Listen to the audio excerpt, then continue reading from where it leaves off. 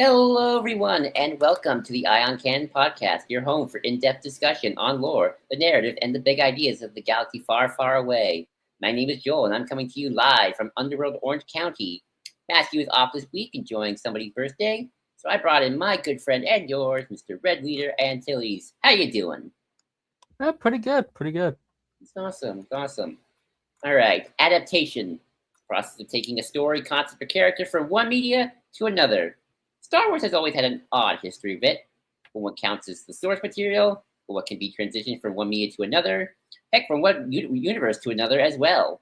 We'll talk about all that and more. But of course, let's get the plugs out of the way.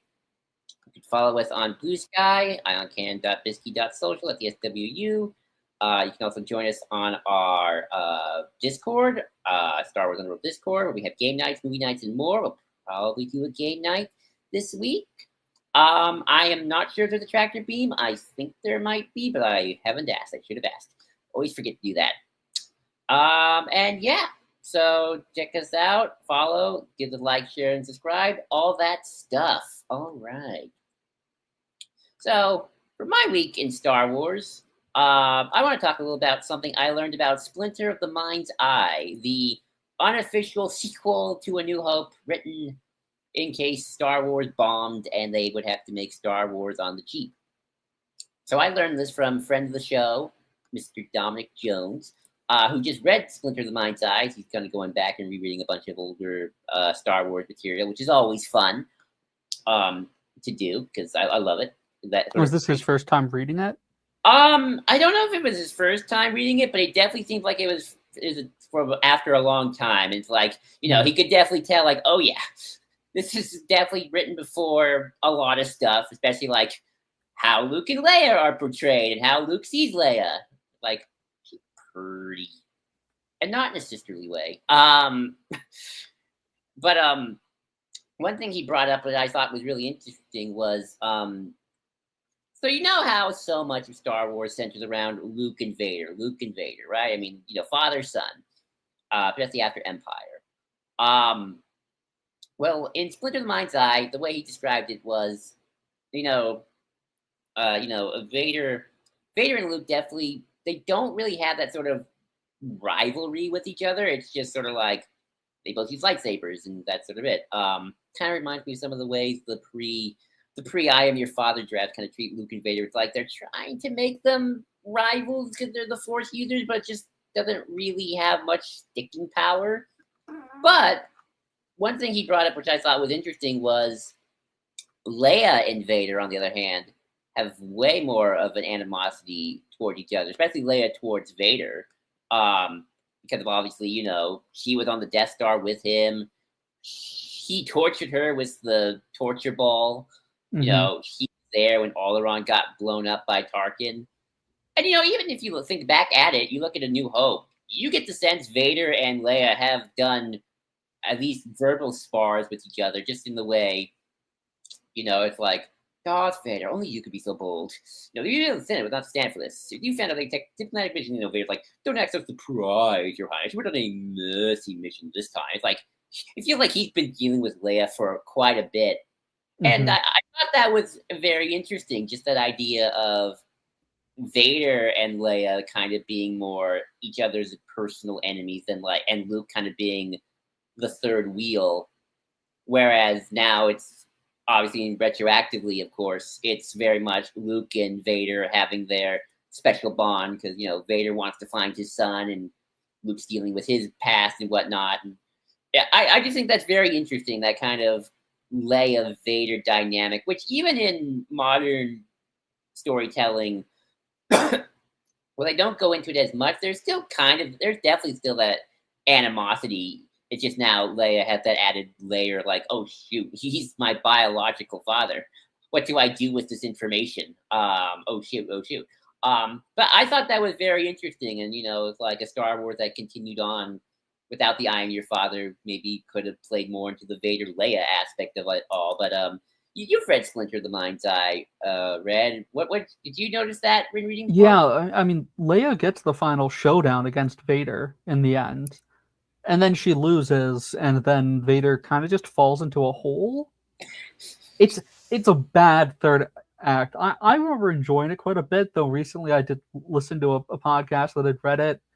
And I mean, they were overall pretty harsh on a lot of the books as they've been going through them and just having a bad time, which is enjoyable in its own way. But yeah, it is weird because Leia will get some major plot relevance, but she is also so badly handled in that book. Like she is just the generic love interest. There's a lot of just very sexist stuff in that book in hindsight. Uh, Yeah. but they're trying to deal with the fact that they they assume they're not getting Harrison Ford back. Right. And so they have to elevate Leia in the story more and more. And like there's one veiled reference to a smuggler friend of theirs, and that's it. Because Oof. so it's like, yeah, Leia kind of de facto gets elevated in a way. But I do wonder how much Lucas was even involved in the actual writing of Splinter the Mind's Eye, to be fair. Uh, I mean, I've always heard. Like my guess is probably like, here's an outline, work Mm-hmm. with that, and then maybe when we base it off the book, I'll just tweak some things. Imagine that's the Darth Vader, one of the breakout stars of villainy. His second appearance, he just falls down a hole and gets defeated that way. Whoops, I Mm-hmm. tripped. Whoopsie daisies. No, I mean but that is interesting, kind of elevating Leia to that significance, and her fighting Vader, which I mean, on premise, I think that's really cool. Um, it is would be interesting to kind of see what you would have to do with Leia. Because I always found, because it's sort of always been the Leia Vader dynamics have always been interesting to me in terms of like a lot of what if scenarios, right? Like, Mm-hmm. I know in like even to this day, like I remember in uh not Star Wars tales, that A New Hope, certain point of view, that it's a certain point of view, there's a short where on Dagobah from Yoda's perspective, and Yoda's like, why train Luke? Luke too much like father. Train Leia. She better Jedi. Like Obi-Wan's all for Luke, and Yoda's like, nah, get Leia. She's the rebel leader. She's responsible. She got the politics.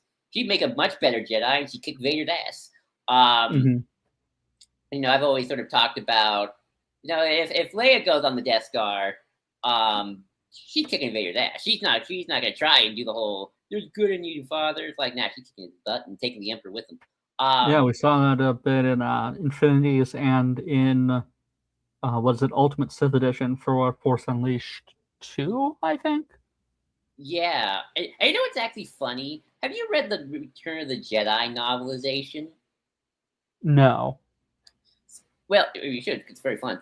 There's also some lots. It's one of the few places. I mean, I love that novel because, like, Obi-Wan literally just pretty much just tells the Mustafar story of like, yeah, Vader fell Mm-hmm. into lava and burnt up. And a Um, lot of that is from the script. oh, nice. That's even better. I love the fact that I would love like learning about like how at locked in Mustafar, or what would become Mustafar, was even back then, even if the Mm-hmm. rest of it wasn't. But what's interesting in the novel, and I think getting into Luke's head actually kind of makes sense, is one of the reasons he tells Leia, like, you're my sister before he goes, is because here's the thing: Luke kind of suspects that he could die on the Death Star, either by the rebels blowing it up, or the whole "there's good in my dad" thing not working out for him. He does have that. He's not completely naive. I think the book doesn't make him completely naive. Like, I 100% believe this is going to go perfectly my way. Um, and the book basically says, "I told Leia because if I die, it's kind of now up to her. She's kind of the. It's kind of, sorry, Leia, but if I die, kind of up to you to continue this in your way. Um, take on Vader and the Emperor. Good luck, sis. At least you know that we're related." So, and I just think that's interesting. Yeah, I mean, I think you kind of get that in the movie as well. If like Luke is pretty much just going in for like the spiritual battle. Right. Like as far as he's ensuring Palpatine stays on the station and that Vader's either redeemed or killed, and that's about it. Like the rebellion is going forward regardless. At least when he sets out to leave I mean, he and even do that. says, "Soon I'll be dead, but you with me." Um, Mm-hmm. and then of course Falcon's like, "Nah, I got you covered, boy." But no, I just Yeah, think that I have like 20 clones. I got 20 clones. I got the stormtroopers. I'm good. But no, I I got a think son who ran off. There's a granddaughter out there or something. I'm that bloodline secure, baby. But no, I got Biss. I got royal guards making AI edits of me just in case. I'm I'm immortal. I got Trioculus. Heck yeah, Trioculus. We'll talk about him probably. But no, I just think that's interesting, and just the many ways Leia just has been thought of over the years, good and bad. I think it's very interesting, just kind of the what ifs of where Star Wars could have gone in terms Oh yeah, of I that. won't even get into my whole thing of Return of the Jedi ruins Leia as a character, and every film from A New Hope onwards, she's just done bad by them. I No, have a whole thing about that. I'm sure. I probably agree to some extent, but we don't have to get into that. That's a story for another time. But no, I mean that I just thought that was interesting, and that was a cool just little thing about Splinter the Mind's Eye. But speaking of what ifs and infinities and visions, Ninth Jedi in 2 days. The final trailer has come out. It's looking epic. And you know what's funny? When I was watching this, I was thinking of back to something we talked about years ago about modern pop music and Star Wars trailers. And Mm-hmm. it's sort of funny because this is not the first time, because I think Andor uses not a pop song, but definitely uses a modern song. I forget what it uses. Skeleton Crew had that trailer with the Huddies version of Major Tom. Okay, but I know Andor actually used a song, an actual Did it have the lyrics or was it instrumental? I think it had the lyrics. I don't remember. It was Andor Hmm. season 2. It was season 2. Um, I looked it up later, but it's funny. But Ninth Jedi's trailer had the song "Let the Flames Begin" by I listened to it all day. By the band Paramore. Paramore. Um, Let me look it up. Andor season 2 trailer song. What? I know they had a song. They used this. The Revolution Starts Now. That's the song they Yeah, used. And I know I just found that by Steve Earle. I mean that makes sense about Revolution. I don't know. it's I just about post-Iraq oh war. nice. Hmm. Oh nice. But I just think that that's kind of interesting. That cause I think we were talking about it when the Han Solo trailer was coming out. Like, would they do that? And Yeah, I don't know. I just think that's interesting that they're a little bit more loosey about that with Andor and now this. But I guess these are sort of so disconnected from everything. It's well, Andor a little less so, but I don't know. I just yeah. thought that We're was definitely moving away from the Lucas documentary feel. yeah, which is somewhat fine. I mean, if you want to do non-saga stuff, then you kind of get a little bit more. And this is Vision, so you can kind of do whatever you Mm-hmm. like to some extent. Yeah, I it's mean, already out of canon. it's already out of canon. If we have the jazzy music as we see esoteric visions of stormtroopers dying on the Death Star, Mm-hmm. we've already gone out there. So no, I thought that was interesting, but no, I'm excited. I like the Ninth Jedi. I like the studio behind it. I'm a big lover of anime, so no, that was cool. And I've been listening to the song all day. So yeah, Ninth Jedi. I'm excited. Do you have any want to say anything about Ninth Jedi? No, I haven't watched any of Visions actually. Oh, you should definitely give it a shot. It's really fun. Um, but all right, let's get into our main topic. adaptations. So I wanted to talk about adaptation because, you know, you and me, we like DC and Marvel and stuff like that. So we kind of are in the world of adaptation. In fact, just before the show, we were talking about an adaptation of Batman. One of many. One of many, many, many. Um, but I think Star Wars has a very odd history, I think, with adaptation.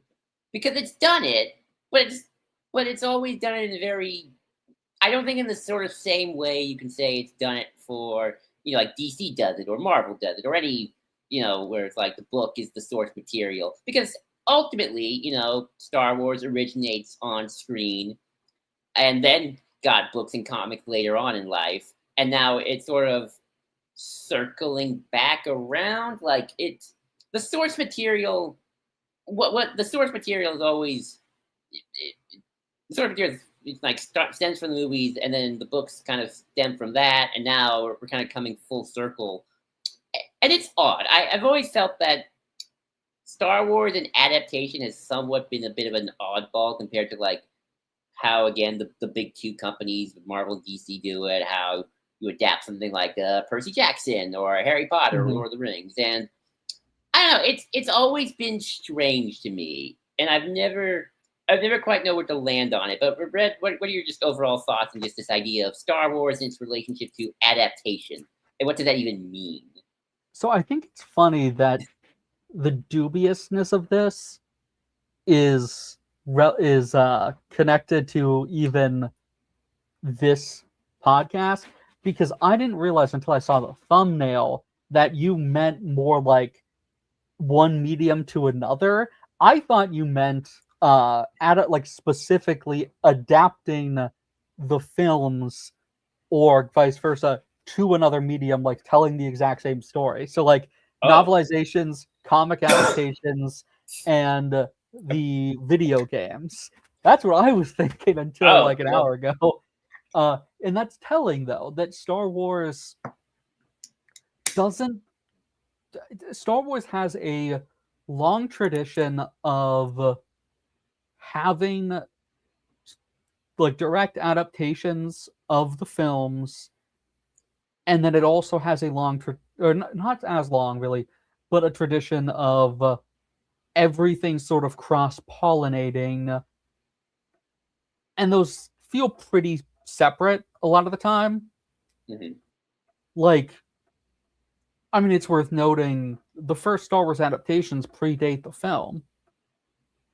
It's true. The novelization comes out in 76, and the comic, I forget if the Marvel series starts, but that 6 issues, the original, it was supposed to just be the 6 issues, starts either late 76 or definitely early 77, but it like wraps or it's like wrapping up by the time the film's coming out. And so Star Wars starts off with adaptations even before the film is finished editing.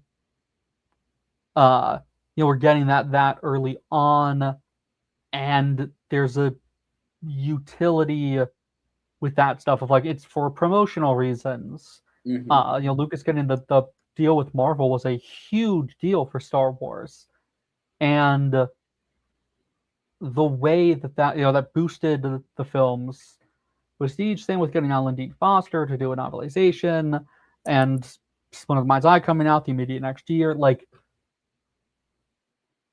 making Star Wars multimedia kind of from the beginning, but also in a way that's decidedly more the films bleed into something. Like, the Marvel comic is an adaptation that then when the movie does well enough, it just keeps booking along. And it never cross-pollinates the other way, but the films cross-pollinate, or the films impact it. From the get-go. Oh, absolutely. I've always sort of called it a very downstream way trickle-down canonicity. Exactly. Oh no. George would hate that. Yes, he would. No. I mean, first he rips off my name for a space program. Now this, curse you, Reagan. No, but it's Lyndon LaRouche. Yeah, exactly. But no, you've been right, and it has always been this way. Uh, it's still this way, but there have been exceptions to the rule. But you're right. It's always been, the everything trickled down. We're gonna say that a lot. I'm so sorry. Everything trickles down to the from the movies, right? Like, like the minute Empire Strikes Back comes out, that trickles down to the books and comics now because now we have to kind of recharacterize Vader a little bit. Um, you know, something probably don't have to change that much. And then you know, eh. and then we get the '90s stuff, and then things trickle down big time again with the prequels. In fact, I think that's actually funny how the prequels. You can definitely see the knock on effects of the prequels, because so much of this talked about how it it both does and doesn't affect the post Endor material, but it does in the sense of like, oh, now we got to make Luke's Jedi more like the prequel Jedi because like let's give them a council, and then they go back to Coruscant, and then Yeah. and Well, stuff once like. the prequel trilogy ends, it begins affecting it. And then Luke just sees all the R2D2 shows him Revenge of the Sith on his on his hologram for the first time. You have unlocked it after 30 years. You'd think Luke would be trying to look at this stuff for now. Well, I doubt he thought that R2 saved a snuff film of his mother. Oh gosh. Yeah. Pretty messed up, R2. I mean, are you surprised R2's messed up though? I always feel like Yeah, R2 would just record everything that happens. he's got stuff to do. I mean, he does it to Luke in Last Jedi. That's true. That was low. That was low. R2's like, hey, I can go lower. I filmed all Revenge of the Sith. You want to see that? No. But it's interesting. I think what has made it more interesting, especially after the '90s, is how by the time you get there, you have the books and comics have sort of created their own little ecosystem, right? Where it's sort of like, in fact, I actually saw somebody mention this a while ago. Of like, it's funny how books and comics for both Star Wars and Star Trek start out as tie material, and then when the main media of TV and movies kind of take a break for a little bit, they kind of are almost by either accident or just by happenstance sort of become more, and then they kind of become tie-in material again later as the movies and TV stuff, or I guess the quote unquote the main source comes back, which is I think which is definitely interesting because the post Endor, especially the post Endor storyline starts out as sort of quasi tie-in material in that, hey, look, it's Luke, Han, and Leia. Go see their new adventures, guys. If you want to find out what happened to them, buy the Thrawn trilogy written by Tim Zahn. But that just keeps going and going and going and going, and then it just becomes its own ecosystem of characters and plot lines and just wacky adventures, and then sometimes big adventures like the Yuzong Guang War. It just becomes just this overarching storyline where it's just basically this one book series that spanned for 30 years. But it gets in. But now I think, especially after the reboot, although you could argue TCW 2008 kind of starts this too, is I've always kind of my hottest take about modern Star Wars for a long time now, and I would have been more hesitant to say this, but I think especially after 2019, I am more willing to say this, is that in a lot of ways, I just feel like modern Star Wars is in some odd sense just the expanded universe, but now with movies and TV as part of that roster. Because you can make an argument that every at least Star Wars TV show and movie up to a point is maybe not directly, but certainly in either just by happenstance, spirit, is an adaptation of various EU material. And I'm never quite sure, so I think definitely more things, obviously more directly than others, and we'll get into those in a little bit. But I do think it's interesting now how, while I do agree it still trickles down, I do think there's been a little bit of that bottom up, especially as, I mean, let's face it, I think almost every Star Wars movie and show is in some ways, maybe not directly, and maybe this is just because, hey, ideas just kind of are in sync, directly adapting in some way EU material. In the same way, you can argue that, while yes, Marvel and DC don't directly adapt the comics, they do adapt the comics in the sense of like, all right, we'll take a little bit of this, a little of that, a little killing, like Batman movies are always like a little killing joke, a little Nightfall, a little Year One, a little, a long Halloween. Mm-hmm. The joke of it's the same 5 comics you give to the director every time. Yep. And it's funny how I think Star Wars now has sort of begun that. Definitely, definitely. I think it starts more with TCW. Although you could say, like, Coruscant and Double Blade lightsabers were definitely a thing in the prequels to some extent. I mean, TCW is almost kind of going the opposite way, where it's sort of just making the film stuff expand over the EU. Because it's very much Lucas Star Wars, and so it's replacing stuff as it goes. That's true. That's true. Although it is interesting how, again, though, it's these weird loose adaptations, or at least, like, it's still weird to me that both TCW and the comics have a Camino arc. And Ventress is still they're not really adapting but that's the thing. Like, I don't think any of the live action shows have really adapted anything. There's like ideas, and there are definitely characters from other mediums, but that's obviously not really an adaptation. That's just a multimedia franchise. But TCW, definitely does have some stuff that is a genuine adaptation. The big thing, is Ventress's backstory. I'm trying to think what else they did, because I mean, Camino's a little bit different because it is kind of just the broad strokes of an attack happens on Camino. But I mean, I'm trying to think, I guess a lot of it's implication. That's true. Like a lot of it's the implication that stories from Legends occurred without really confirming it. TCW especially, because I feel like, especially in the early seasons, and then once you kind of get to the later seasons, I feel like they sort of realize, oh, we can't do this anymore. But you kind of get the sense that at the very least in the early seasons, that season 1 of 2000, the 2D Clone Wars show happened, because they always talk about how General Grievous first appears in High Pori, and they still mention that story to this day. Yeah, they're relying on a decent chunk of the audience being familiar with that stuff. Yeah, that's why Ventress doesn't get a proper introduction. She's just like, here's Ventress. She's here. Yep. It's just kind of running with it. I mean, the fact that initially Rex was Alpha. Rex was going to be Alpha, and it would inherently be changing, because there's no way they were going to just directly adapt Alpha's story, and obviously Ahsoka exists, so you can't really be adapting the comics.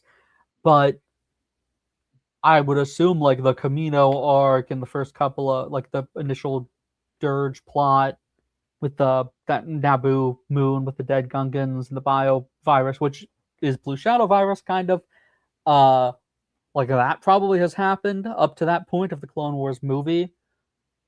But that's like that's sort of the assumption when they're writing Rex. Like, the product you're seeing until they're getting in the booth for the voice acting, that is just Alpha 19 or whatever.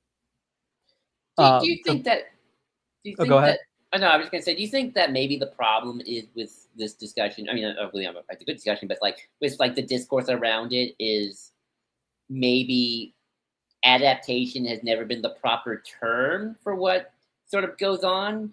In terms of like why it seems like certain ideas still perpetuate even if it's going to the mainstream. Yeah, because like I wouldn't say that Rise of Skywalker is Dark Empire.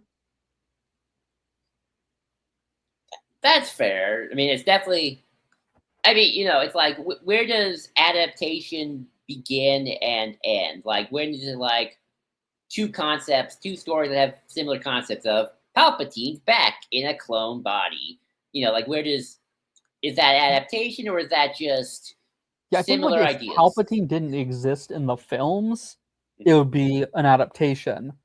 But it's more like both things are going off of there is a film point with a villain who dies, and then both just follow a similar trajectory off of that of bringing him back via clone bodies and secret empire that he has. Where it's all still coming from Return of the Jedi versus like even if you're only kind of taking bits and pieces of Batman lore to make a movie, Mhm. you're not going off of an existing movie that doesn't have Batman in it or whatever that you're adding stuff onto. Unless you're, I guess, unless you're the unofficial Andy Warhol Batman film that's lost, then I guess theoretically that is. Very fair enough. I guess you're right. 'Cause, like people had these, but but I still think it's very interesting that, and maybe this is just because Star Wars is so archetypey and tropey that some things just will just feel similar even if they're not. Like I feel like we talked about this too. Where it's like it is kind of strange how obviously it's not one to one, but there are like similar things in like Rebels that feel kind of similar-ish to Force Awakens. I mean, Kanan blind Jedi, although I guess Kanan doesn't go completely drunk, so that's nice. He has a better. He kind of handles it a little bit Force better. Unleashed. Force Unleashed. I'm sorry. Yeah. I was like, wait, who got drunk in that? Oh, sorry. Force, but Kanan handles it better than uh, Coda. Master Coda does. For sure. And I guess Ezra kind of looks like Starkiller with his more shaven looking hair. A little bit, but and I guess kind of the Rebel Alliance forming. Um, but I wouldn't call Rebels an adaptation of Force Unleashed by a mile. No, Although, not at all. Although I uh, would say that mhm. you could argue that they're adapting old wounds in the episode that I can't remember the name. Twin Twin Sons. Sons. I mean, they call The it even twins, even call it like old it's old wounds. wounds. Yeah, It's not exactly the same story, but it's about as much old wounds as like uh I don't know, the Batman Gotham by Gaslight animated movie is the comic, where it's like pretty much the same beats, but there is clearly a whole other element like to the plot, hmm and there's some vital stuff changed, but it's clearly coming from a perspective of we want to tell this evocative image specifically from this specific thing. I mean, even Maul's original look, you know, when he came his chicken legs, that was from Mm-hmm. Old Wound. So there there have been more direct linkage to them, just similar stories that kind of have the same vibes to them, right? Like, Mm-hmm. and again, I think maybe that's just the archetype of it all. Like, look, I think evil Solo Skywalker child is like one of like the five ideas you always would probably think of if you were just to come up with random, post Return of the Jedi storylines, and it's just Mm-hmm. coincidence that Deadings and the Force Awakens and the sequel did that. I Lucas's plans had that as well. that's true. Force Unleashed 3, that was going to be set like 400 years in the future, I believe was also going to do that, Now but with an here's evil Skywalker, I think, and a good Solo. right now. Oh wait, actually, this would actually wouldn't. Now here's another one. Here's a kind of another one which I'm curious about because this is a character who um I'm curious if this fits in the category of adaptation, inspiration, or mix, and that is uh Darth Talon, because we there's the famous image of Maul with the red Twi'lek. There's rumors George liked Talon, but just because he likes red Twi'leks, I guess George I don't likes. know if those are rumors. Well, okay, I mean, we know George likes his red Twi'leks. What can we say? And now I don't know if you've seen the show or in full or not, but now we have Devon, who Yeah. is a pinkish Twi'lek, and now she is Maul's apprentice. Now, obviously, she's nothing like Darth Talon in terms of like, I don't know, obviously she doesn't have a bunch of tattoos or anything. Yeah, and also a minor. And a minor. Yeah, that's a big one. Or yeah, no, yeah, she's a minor. Oh, yeah, she's a minor because she's around the same age as the kid, who's the other kid, whose name escapes me right now. But is that adaptation or is that just inspiration and sort of a lineage of just idea? Let's tweak it and tweak it. It's kind of based off something, but it's also not. Yeah, I think it's definitely closer to adaptation than like Rise of Skywalker is Dark Empire, if only because it's clearly trying to evoke that. Mhm. Like it's trying to do the Leo point meme. Like I know that like that's clearly what they want. They set that up in the trailers so that we would all be like, oh, they're actually doing the thing we've all joked about. I mean, to be fair, it was done very well. I mean, Devon's actually a really good character. Oh yeah, of course, and they're subverting it in a lot of ways. I mean, she's not. Maul wants her to be his apprentice. I haven't watched the show, but I know a decent amount of what happens. She's more like his ward right now. Like whether she's actually going to be his apprentice is, that's what he's trying to do. I'll say this: she. I mean, do you care about spoilers? Nah. Okay, so spoiler from All Shadow Lord. So in the finale, Vader shows up. Very good cameo, by the way. Not that egregious. Mm-hmm. He kills her master, although Maul kind of leaves him. Yeah, leaves him and kind of makes. And then you see Devon just like get pissed, like he's like, rah, she doesn't know Maul left him. Yeah, she doesn't know. Like that's a big lie being revealed, but she's kind of pissed off. She got the red lightsaber, all that stuff. Oh, it disconnected. Hang on. There you go. Hang on. Test. There we go. Anyway, I always hit my microphone. Anyway, and then Maul's like, I can teach you to defeat Vader together. And by the end, Devon's crying and she's pissed, but she's like, let's do this. I'm ready. Now, how far she's going to go in season 2, that's to be expected. But, she's pretty much like, at this point, like, I want to kick Vader's ass really bad. Yeah, he's going to go right back to his Savage plan of let's go kick over a gas station. Exactly. Essentially. And also maybe take over Crimson Dawn and help and do all that stuff. And do the Crime Lord stuff. But yeah. But no, I think you're probably right. Because it is interesting. But I do feel like though certain characters are amalgamations. Maybe that's a better word. Amalgamations of things. Like I think we have joked so many times about how like Rogue One is like an amalgamation of every let's steal the Death Star plan ever. And, in some way. I would argue Rax from the Aftermath trilogy is not just Chuck Wendig wanting to do Thrawn, but being denied that. Because I do think that is what he wants to do. He even does like the art scene, but with Opera and Sloane. But I also think Rax is like an amalgamation, also a little bit of Izard, maybe a little bit of Trioculus, although without the eye. I never saw him bald. It's true. I do feel like Rax is like I do also wonder, like, is Sloane, like, when they do stuff like Sloane was the one who ordered the evacuation of Endor, or do you think that's like them trying to evoke something like for like the I think that's a counterpart. They're definitely counterparts to those characters. Right. As opposed to like the character themselves. Kind of like how like there's the cop in The Dark Knight, Martina Ramirez. Right. She's not Montoya.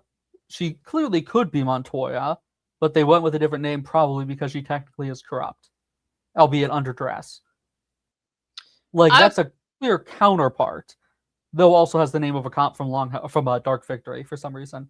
But still, like, then there's the other comp in that's clearly inspired partially by Bullock, but Right. isn't an adaptation of Harvey Bullock.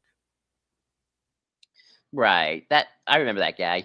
Yeah, I can see that. I can see that as well. Um, but it is interesting, like how Star Wars has a very much more lucid idea of adaptation um, than than other things as well. Because again, it all sprouts from the films. Um, Yeah, everything's sort of operating within a multimedia landscape where like there is a transition between mhm. one part of Star Wars to another that assumes they're in the same world, or this is not like a leap between things. It's not like, technically Lord of the Rings is a multimedia franchise theoretically, but not really, because it's more like you have the books and those get adapted into different mediums and there are different mediums spinning off from it, but it's and a very different relation. Whereas I don't think any of the video games for Harry Potter, even stuff like Hogwarts Legacy, really are multimedia with the Harry Potter films or books in the way that Star Wars is with its films and books. No, you're absolutely right. And even Lord of the Rings, about Lord of the Rings, it's like Rings of Power is not really canonical with like in the Peter Jackson world. It's like yeah, there's some similar aesthetics, but I just think just because Peter Jackson just so defined what Lord of the Rings should look like visually that it's Mm-hmm. just kind of hard to get away from it, even if it's not really like the same thing. It's not like The Hobbit and the Peter Jackson film because they're the same director, the actors, and all that sort of stuff. Um, it's where it's like, even like Shadow of Mordor slash War. Good games, by the way. I always those are fun. Mm-hmm. Those are like even if they're inspired by the Peter Jackson movies, because there's definitely stuff that looks like it. It's not in the same world per se. Um, you know, it's just Yeah, so and they're in the same books as the world, but the books are not in the same world as it. exactly. It's kind of different from like maybe just because I've been playing it again, but like The Witcher is a very interesting situation because kind of all of that is canon with each other and follow up on each other, but also kind of can't. Where like the books all 100% happen and the events of the games are supposed to theoretically be happening, Mhm. and so are the shows, but kind of they can't, but they also just kind of insist they are occurring, over periods of time in a way that's like much more attempting to be an actual multimedia franchise, even though the books were long over by the time any adaptations occurred, as far as I remember. No, you're right. And then in terms of other multimedia, you got Star Trek, but even Star Trek kind of knows that its books, comics don't count. I Another mean, stuff. Trek. I won't even say Trek is, yeah, a multimedia franchise, but it's interesting because only screen stuff counts. Uh, and really even only live action until except for the one episode of the animated series and then now Lower Decks. That's true. Um, and then I know Picard doesn't really go along with anything the post TNG books ever did. Oh yeah, Um, I mean the books were never meant to be canon, but like I mean, Trek has a very interesting relationship with canon. oh, absolutely. And I mean, Star Wars also did as well because as much as like TCW started to mess with stuff later on, it's interesting because because of just of that limited perspective. The post Endor stuff could just go on its own, and then the Old Republic stuff just kind of became its own monster. Very fun monster, mind you, but still. Until the reset. Um, and then in terms of like things transitioning, like the only thing that I can think of that really transition is just, and we can probably get into the next big point of like when stuff jumps over that was like very, I mean, I guess just to kind of cut to the chase, things that are very legends centric, eventually jumping over to canon. Obviously, the big one is, of course, the big blue guy himself when Thrawn shows up. I think it's interesting when it comes to like bringing things over from Legends to canon in terms of direct things, not just vague ideas like Palpatine comes back in a clone body or evil Solo child. It's I wonder if there is like, and I've mentioned this in my notes, it's like at what point is it harder to do than others? Like I actually do like Thrawn to me is like I've always said this very easy character to bring back because he's not that complicated. I know fans want to make him complicated, but he's not. He's a big blue alien. He likes art. He's an Imperial warlord. He does stuff. He's not that complicated. I know Tim Zahn can add all the stuff with the chiss, but at the end of the day, if you want to adapt Thrawn, he's smart. He likes art. He's blue. Very easy.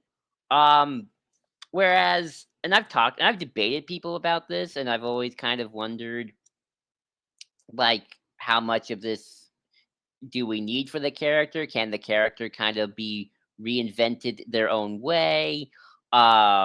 Is it somewhat misogynistic when we talk about this of like Mara Jade and like does she like obviously if we just kind of go with her initial appearance in the original Thrawn trilogy, then she is former Emperor's servant. She has a thing against Luke Skywalker, and then Luke kind of turns her around to the light side. She realizes maybe this Luke guy is not a bad guy, and she's a little bit of a grumpy grump. But she's gonna be less of a grumpy grump and move on with her life. But obviously, Mara Jade has evolved and changed so much that Mara Jade of the original Thrawn trilogy has evolved into like Mara Jade of her final appearance, where she's both, Luke's wife and the mother of Ben, and she's a Jedi and all that stuff. So I'm like, with Thrawn, I've always felt it was easier to do because all you gotta do is just like big blue bad admiral. With Mara Jade, it's like you can probably still do something like Emperor's Hand. I mean, the Emperor's had lots of minions. You could just retroactively say, he had hands. Yeah, Mara Jade is not the. For us, I think like Mara Jade isn't the red-headed Emperor's assassin. She is the Arc. Exactly. Like for people who only read Wikipedia and then declare, that Legends is better than canon, she's just that. She is the stat sheet or whatever of married to Luke Skywalker, did this, this, and this. For the rest of us, it's like, no, Mara Jade's the journey. She's the actual character arc and personality. And if you just had a character in the background who's essentially just Mara Jade, like I don't know if I would like that at all, because it's like, nah, Mara Jade was a character who existed for a specific kind of story and evolved over the course of books, sometimes in bad ways, sometimes in great ways, and was like a living part of that universe and of those various writers touching that character, that you could adapt the character, but there's a cutoff point. Yeah. And there's a hard cutoff. Like in my opinion, you could do it. You could even do Emperor's Hands tries to kill Luke, and Luke kind of gets her to realize, hey, I'm not that bad a guy. And maybe the Emperor wasn't a good guy after all. But then, and look, I don't want to necessarily make, Mara Jade like, she has to be Luke's wife. That's her mother to his child. Like, but at the same time, her arc is that is sort of the fun of her arc as well. Like she does kind of become, she's the Mara Jade is the, I just saw Spider-Man the other day. She's the Mary Jane to Luke's Peter, right? She is, like, did that make Callista the Gwen Stacy or? Leia is the Gwen Stacy. No, Leia's the Betty Brant. Leia's the Betty Brant. Okay, yeah, okay. The first love that always turns out kind of bad, but is amicable moving forwards. Yeah, that mean Han is gonna get brutally murdered and framed as being the Hobgoblin? I don't know. Black Cat in this analysis. In this, I would have said Afra, but Afra doesn't have any romantic relationship with Luke because I wanted that so bad. she's Yeah, queer. She's queer. She's she could have been bi. she forgot it's true. But I think it's kind of funny how again though, Afra and Luke when they're together, even if it's not romantic, do kind of have that kind of no, she's still more of a black type, but no, like you're right. Mara Jade is kind of that's the thing. It's sort of like she is the Mary Jane to Luke's Peter, and that would almost be. And look, I know.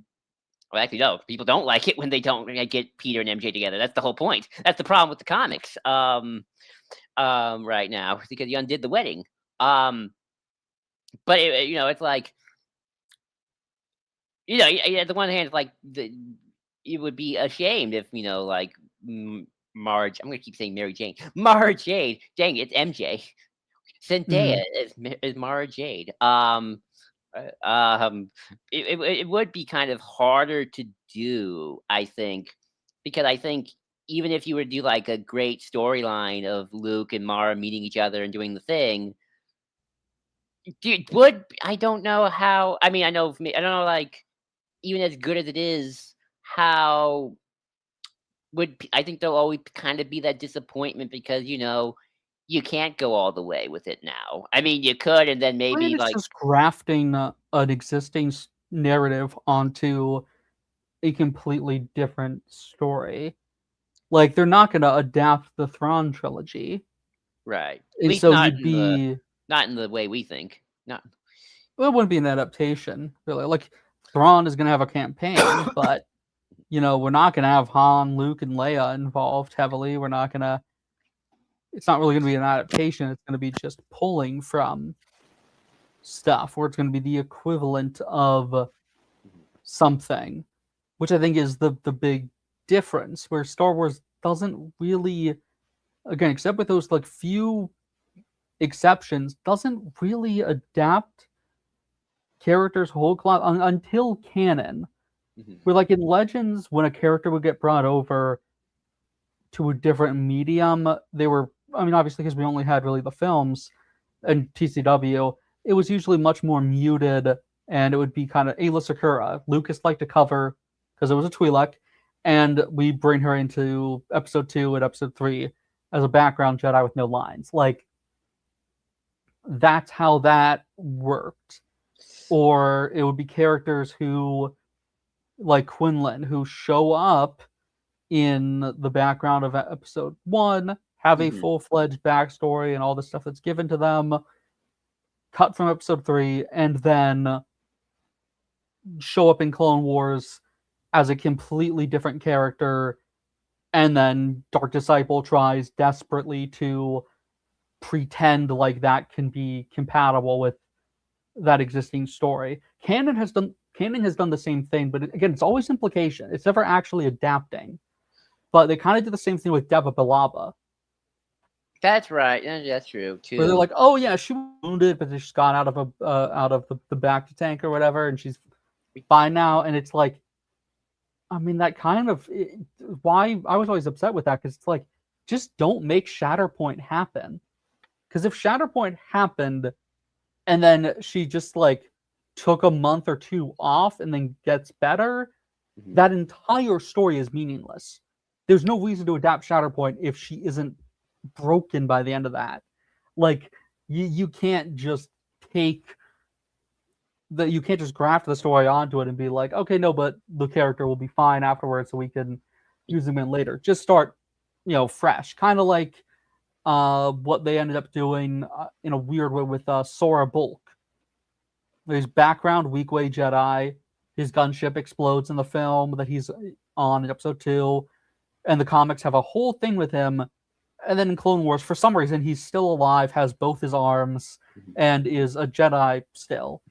And I know there was like some stuff that like tried to allude to when TCW and Legends were still the same continuity, to like, this must have taken place before. And it's like, he's like, the clones are wearing phase 2 armor when he's falling to the dark side and stuff. Like, it just, you can't really adapt that character. You're coming from that same point of episode 2 in completely diverging ways. It's more important to just not do that instead of like, oh, Master Thulm exists in Dark Disciple and is, I guess, technically a canon character because that book's still canon. Uh, kind of. But like, oh, Master Thulm exists, but we know nothing about him and he dies off screen. And Quinlan went undercover, but none of the pathos or actually importance of that story exists. And it's like, either tell that story, make that story completely canon, whole cloth, and move from there, or just don't allude to it.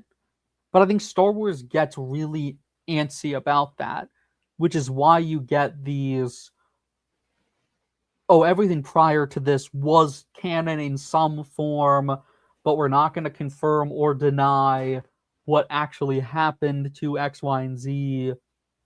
And sort of just dances around that to a way that kind of makes it more complicated continuity-wise than just saying, hey, we're not going to adapt What's-Her-Face from the Han Solo trilogy. We're just going to create Kira, and it's a new character. Serves a similar role in Act 1, and then we're going a different way with that. It's interesting. I feel like these days, it may be, I feel like, I mean, you were right, TCW did this a lot. I feel like they kind of got away from it a little bit after the reboot on screen. Although some of that just simply just because, well, the post-Endor stuff is just going to be completely wholesale removed. The book still kind of, I think some of that just because you brought in Legends authors, so that's why, James Luceno, loved the guy, but he is pretty much just operating on the idea that, yeah, Plagueis still happened. Right, and Tarkin is, of course, a Legend novel that was published as canon. Right. Though Zahn, I guess, is the big exception, because it's interesting. Thrawn is a character who has genuinely been adapted, like not just brought from one medium to another, but like actually we are adapting this like we're adapting, Green Arrow and Smallville, like taking the character to a new continuity that has its own lore and building from the same root though, of a different source material, and then we're going to adapt them and have our take on them.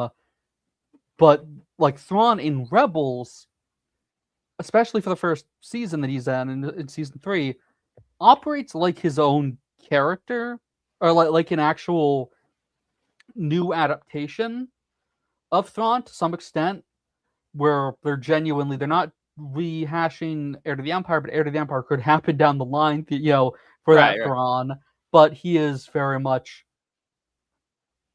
adapted as a character. I would even say it goes further. And then, what I was saying is, and then you get to the first new Thrawn trilogy, and essentially it's just, oh no, like Outbound Flight happened pretty much exactly as stated. The short story with him happens exactly as stated, and as much as possible functions like in Zahn's mind, it is all just Thrawn all the way through, and how he wants to write that character. Like it stops being an adaptation and becomes a multimedia moving the character over thing. Like Rebels adapts Thrawn, the modern Thrawn, the canon Thrawn books, all like 6 of them, aren't really an adaptation. It's kind of just like taking like a nail gun and stapling it into canon.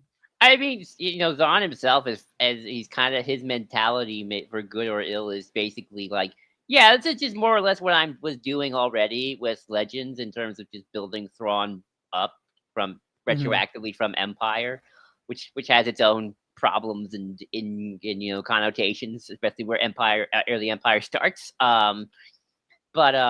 No, I mean, that's how he has talked about it. It's like, yeah, this is just in his mind, Heir of the Empire, Thrawn's end is still his end. It's, it was so artistically done. Where I think both Rebels and to a certain extent Ahsoka too are more adaptations of the character. Like I've always said that I think Thrawn in Rebels is as good as an adaptation that you can get for the character in the confines of a Disney XD TV Y7 show. I maintain he's a better adaptation than the Zahn novels in canon. He's a better adaptation of Heir to the Empire of Thrawn because at least the Rebels people remember that fascism is bad. Yeah, I mean, no, I agree.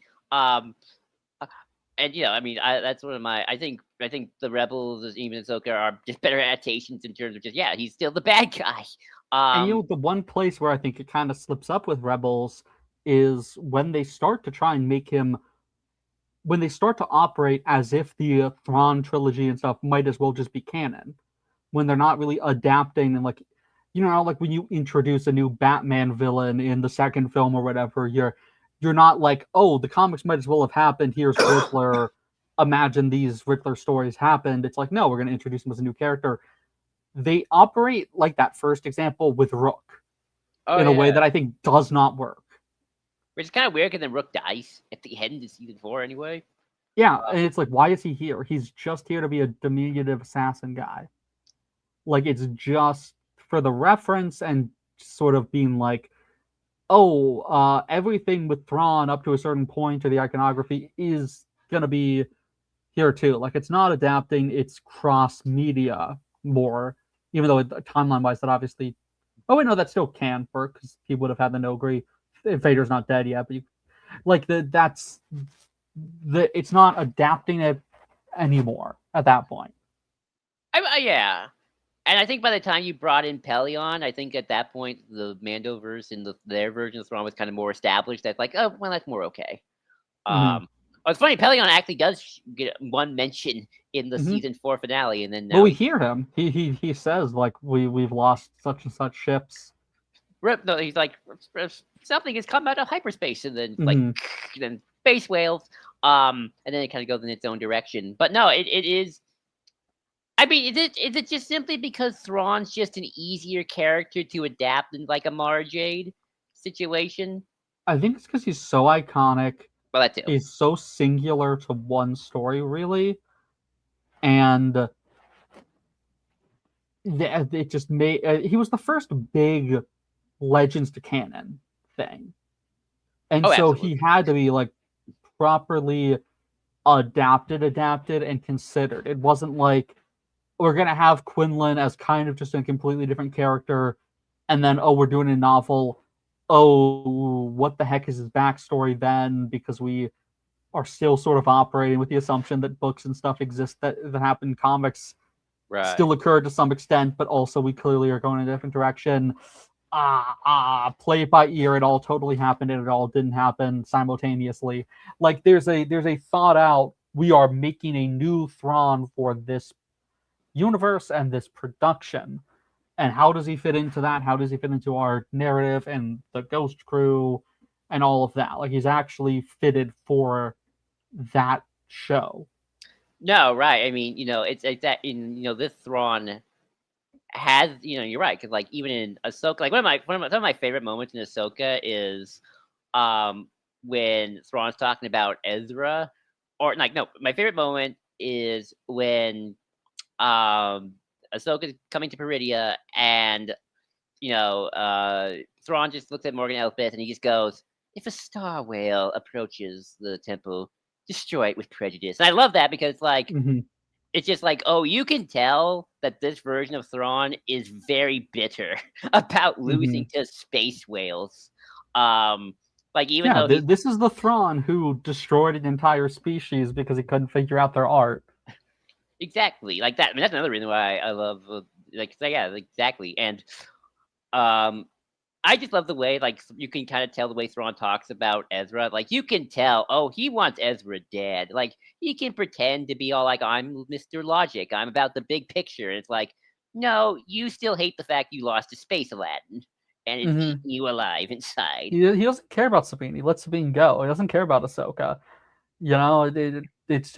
It's just business. But yeah, it's like Ezra. It's like no, he hates that kid. Exactly, which I think is, I mean, that's an interesting change because, like in the original Thrawn trilogy, Thrawn doesn't really have a relationship to Luke, Han, and Leia. He's just No. kind like not at all. Like, Does he meet any of them? He's in the same building as Luke when Luke is in that shed. And he's in the same room as Leia when Leia's hiding with 3PO on the like star cutout mural no, he art never meets installation. them. Well, yeah, Sabayoth, that's the closest he gets. They're above 3PO and Leia are above him in the art installation thing. it's wild. It's kind of wild that Thrawn's like this big villain. I mean, it's cool. Don't get me wrong. You don't have to have the enemy and hero must fight. But it's fascinating. Like, yeah, Luke, Han, and Leia never meet Thrawn at all. He's just kind of in the Star Destroyer most of the time, just doing his Literally thing. no hero does. No one even gets on comms with him. No, Not Akbar, not Lando. No, Thrawn's just kind of the nameless. No, he's not the nameless admiral, but he's definitely just like he's just mostly with Pelion and Sabayoth most of the time. Sabayoth gets to meet Luke and Mara Jade. I don't think he ever gets to meet Leia, but he definitely gets to meet. Leia's there in the finale. Where is at Mount Tantus? Oh yeah, I don't think she goes into the Citadel though. But no, I remember it's just Luke, Mara, Sabayoth, and Luke. But yeah, no, I mean, I just think that's always been fascinating for me. It's like, yeah, this Thrawn has legit animosity, and like even like this is why I'm kind of excited for season 2 as well, because like he always kind of has talked, like he has met Hera. He met Hera in season 3, and he's always kind of like, oh yes, I recognize that. That is Hera Syndulla. Like he knows who Hera is. He's talked to Hera. And like, there's a little like he's interested in her. He's messed around with like her family home and stuff. Actually, no, he met her twice. Remember, because he had the Calicori, and it's like, yeah, he's met her multiple times. Don't worry, I will totally respect this piece of art. Yeah, right. I am the good Nazi who respects the artwork of foreign cultures. Mm-hmm. So I know I think that's interesting as well. But you brought up a lot about how Star Wars has. I mean, here's another. But I mean, I always want here's another kind of a big one as well of like, could you even do this? Are they too out there now? And even if I can see like a version of this similar storyline happening eventually, I don't know if it will be them. Although we came close to having them. And that's the Vong. Because they're another interesting one where it's like, we were this close to having them in TCW back when it was still Legends. And I think that was just kind of a nod to that X-Files episode where it's like, strange things are beyond the galaxy. And then, here's the Vong. Because if you read the book, like, big Vong invasion. But, nowadays, it's like, I can still see a situation where like another galaxy could play a big role in like future storytelling, but I'm never quite sure if like we should just do the Vong again or just bring in a new version, adapt the Vong, or it's like, are they too associated with that particular arc to really do it this time around? Like, are they kind of outdated? They've brought into the comics the at least one of the species from the was it Fire Star Galaxy, the satellite galaxy that the Marvel comics used with their war at the end of those comics, where there's like 2 alien invaders fighting each other after the Empire's defeated. The Cyrook? The Searook? No, the Marvel comics. Oh, yeah. I think I remember. There's like invaders. They're like Toth or something. Well, I know we have the Grist, but they're a new thing that Zahn invented. Yeah, and they're like... They're more like the Searook than I think they're even the Vong, if you ask me. That's just my opinion. But no, I am... I don't know, I feel like the Vong might be another one of those Nagai Toth. But Nagai, that's right. I remember. That's right. But they're in the galaxy now, in canon. They just have a world that was devastated in the Star Wars galaxy. Yeah, but what do you think, Red? Are the Vaughn kind of like another thing that's sort of like a little out of like might be a little bit out of date to do? Yeah, I think people just would not be okay with that, and Hmm. it's become such like a joke in Unfortunately. broader fandom stuff, like outside of Legends fans. I don't think they'd want to do that level of destruction, and obviously you don't have to do that level of destruction. But then it raises the question of why bring in this fully fledged out, really in depth culture and technology and pathos to have them not be like a galaxy ending threat. And how much could you do it if you wanted to make that the basis of your next trilogy, right? Like they got 18 books. I don't know if you could do it in a trilogy. Um, Yeah, like it's. I mean, what's weird is we might get Abeloth in some form. I've heard things that might not be true. Well, Um, probably not, but it's interesting. I mean, we're definitely playing with the ones in a way. I mean, the ones are another one, but we're sort of like that's going off of Clone Wars, and then the books kind of with their own thing, and now it looks Mhm. like we're gonna get Where more the of books finally start adapting that stuff. Yeah. yeah. Um, we've talked a little bit about the kind of flimsiness of these things happened, and then but maybe they didn't. Oh wait, I Oh, just realized there is one actual adaptation Star Wars has. really? Which one? I mean, I think I might. It's a comic to show adaptation, but it's not the comics you think. Oh, Remember, there's a Clone Wars arc that's adapted from a comic. that's right, the slave arc. Yup. That's right. I remember because I remember people talking about the differences in the comic Yeah, and and how the episodes are already really uncomfortable, and the comic is even more uncomfortable. I've heard, yeah, it's like, oh shit. Apparently the show is the tame version of that arc. Yeah. I mean, actually, no. There's, I mean, okay, there are actually, I have thought of two more, but they're not adapting entire books. They're just adapting moments. Tale of the Jedi adapting bits of the Ahsoka novel from the Mm. early 2000s, and Tales of the Underworld adapting the final scene of Dark Disciples, showing Quinlan put Ventress in the pool of mystic Night Sister magic thingy boo boo. And That's then why. he leaves, and then we get to see how Ventress comes back, and so we have gotten bits and bobs, but that's not full on. I mean, I guess that's adaptation to a degree. Yeah. Um, We kind of get it with the Jakku in Battlefront 2 that's true. I mean, in the story it mode. it's there. It's the Battle of Jakku. Well, I mean, like we get like the uh Superstar Destroyer going down, and like we hear all the different Right. references to other stuff that's happening. Right. Uh, That's kind yeah, we of don't really get much. you were talking a lot about the kind of the vagueness of like, oh, these stories happen, they don't happen, is this sort of thing. Hmm. I am going to be super super curious of how Fate of the Old Republic is handled if that game comes out. That's the Yeah, first thing because they're talking about it as like a spiritual sequel to KOTOR. Like I don't think they've even confirmed if it's canon or not. I just kind of am going off the fact it might be. Because obviously we have the remake, but that's the remake. That's all, and the remake itself is already nebulous. Again, if that comes out, again, if these things come out, big question mark there. But it's interesting with Fate of the Old Republic because you know, if is it canon? Is it going to be canon? Is it going to be? Is it going to quote unquote count per se? And also, it's being created by the original director of KOTOR 1. Obviously, he's going to build a lot off of KOTOR 1 because that was the game he worked on.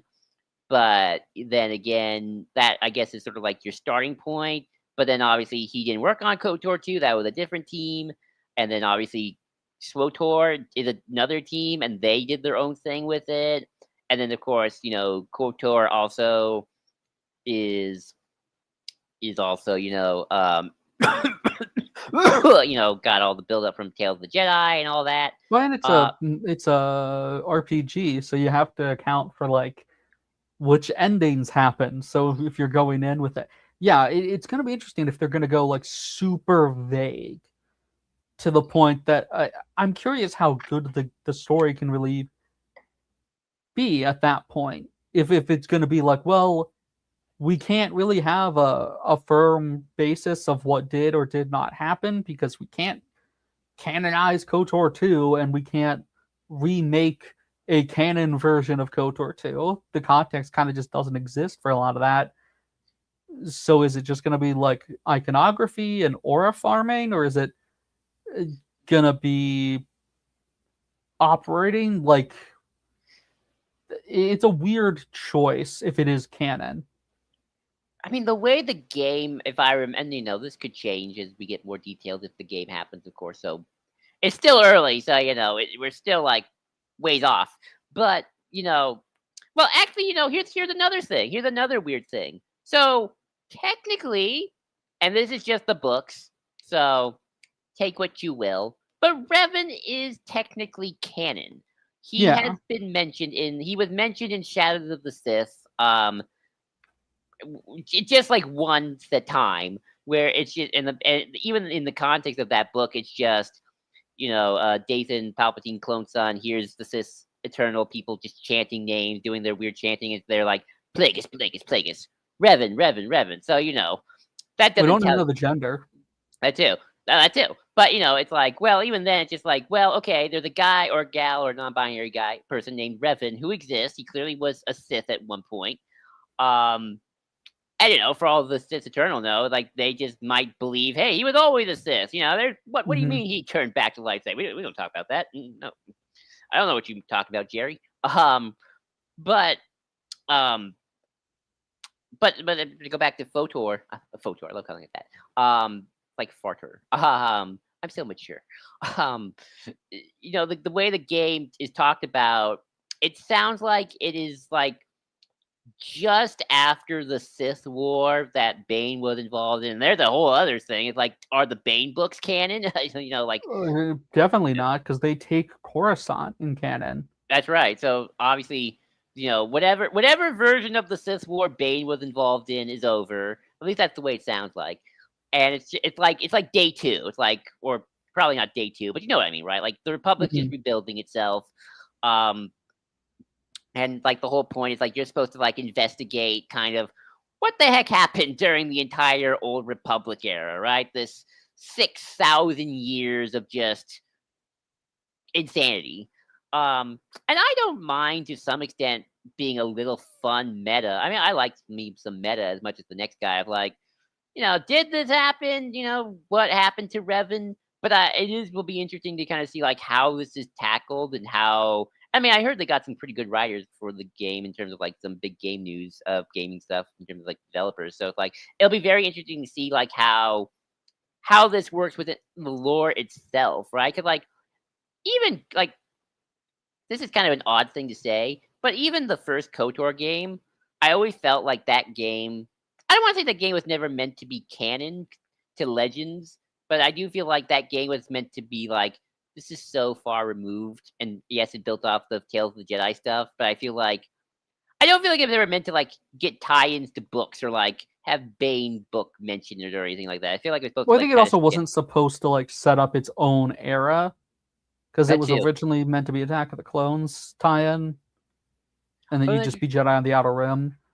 Oh, that's kind of cool. I didn't know that. It reminds me a little of the Arkham games, right? Where like Arkham Asylum is meant to be its own thing before the Arkhamverse became kind of its own.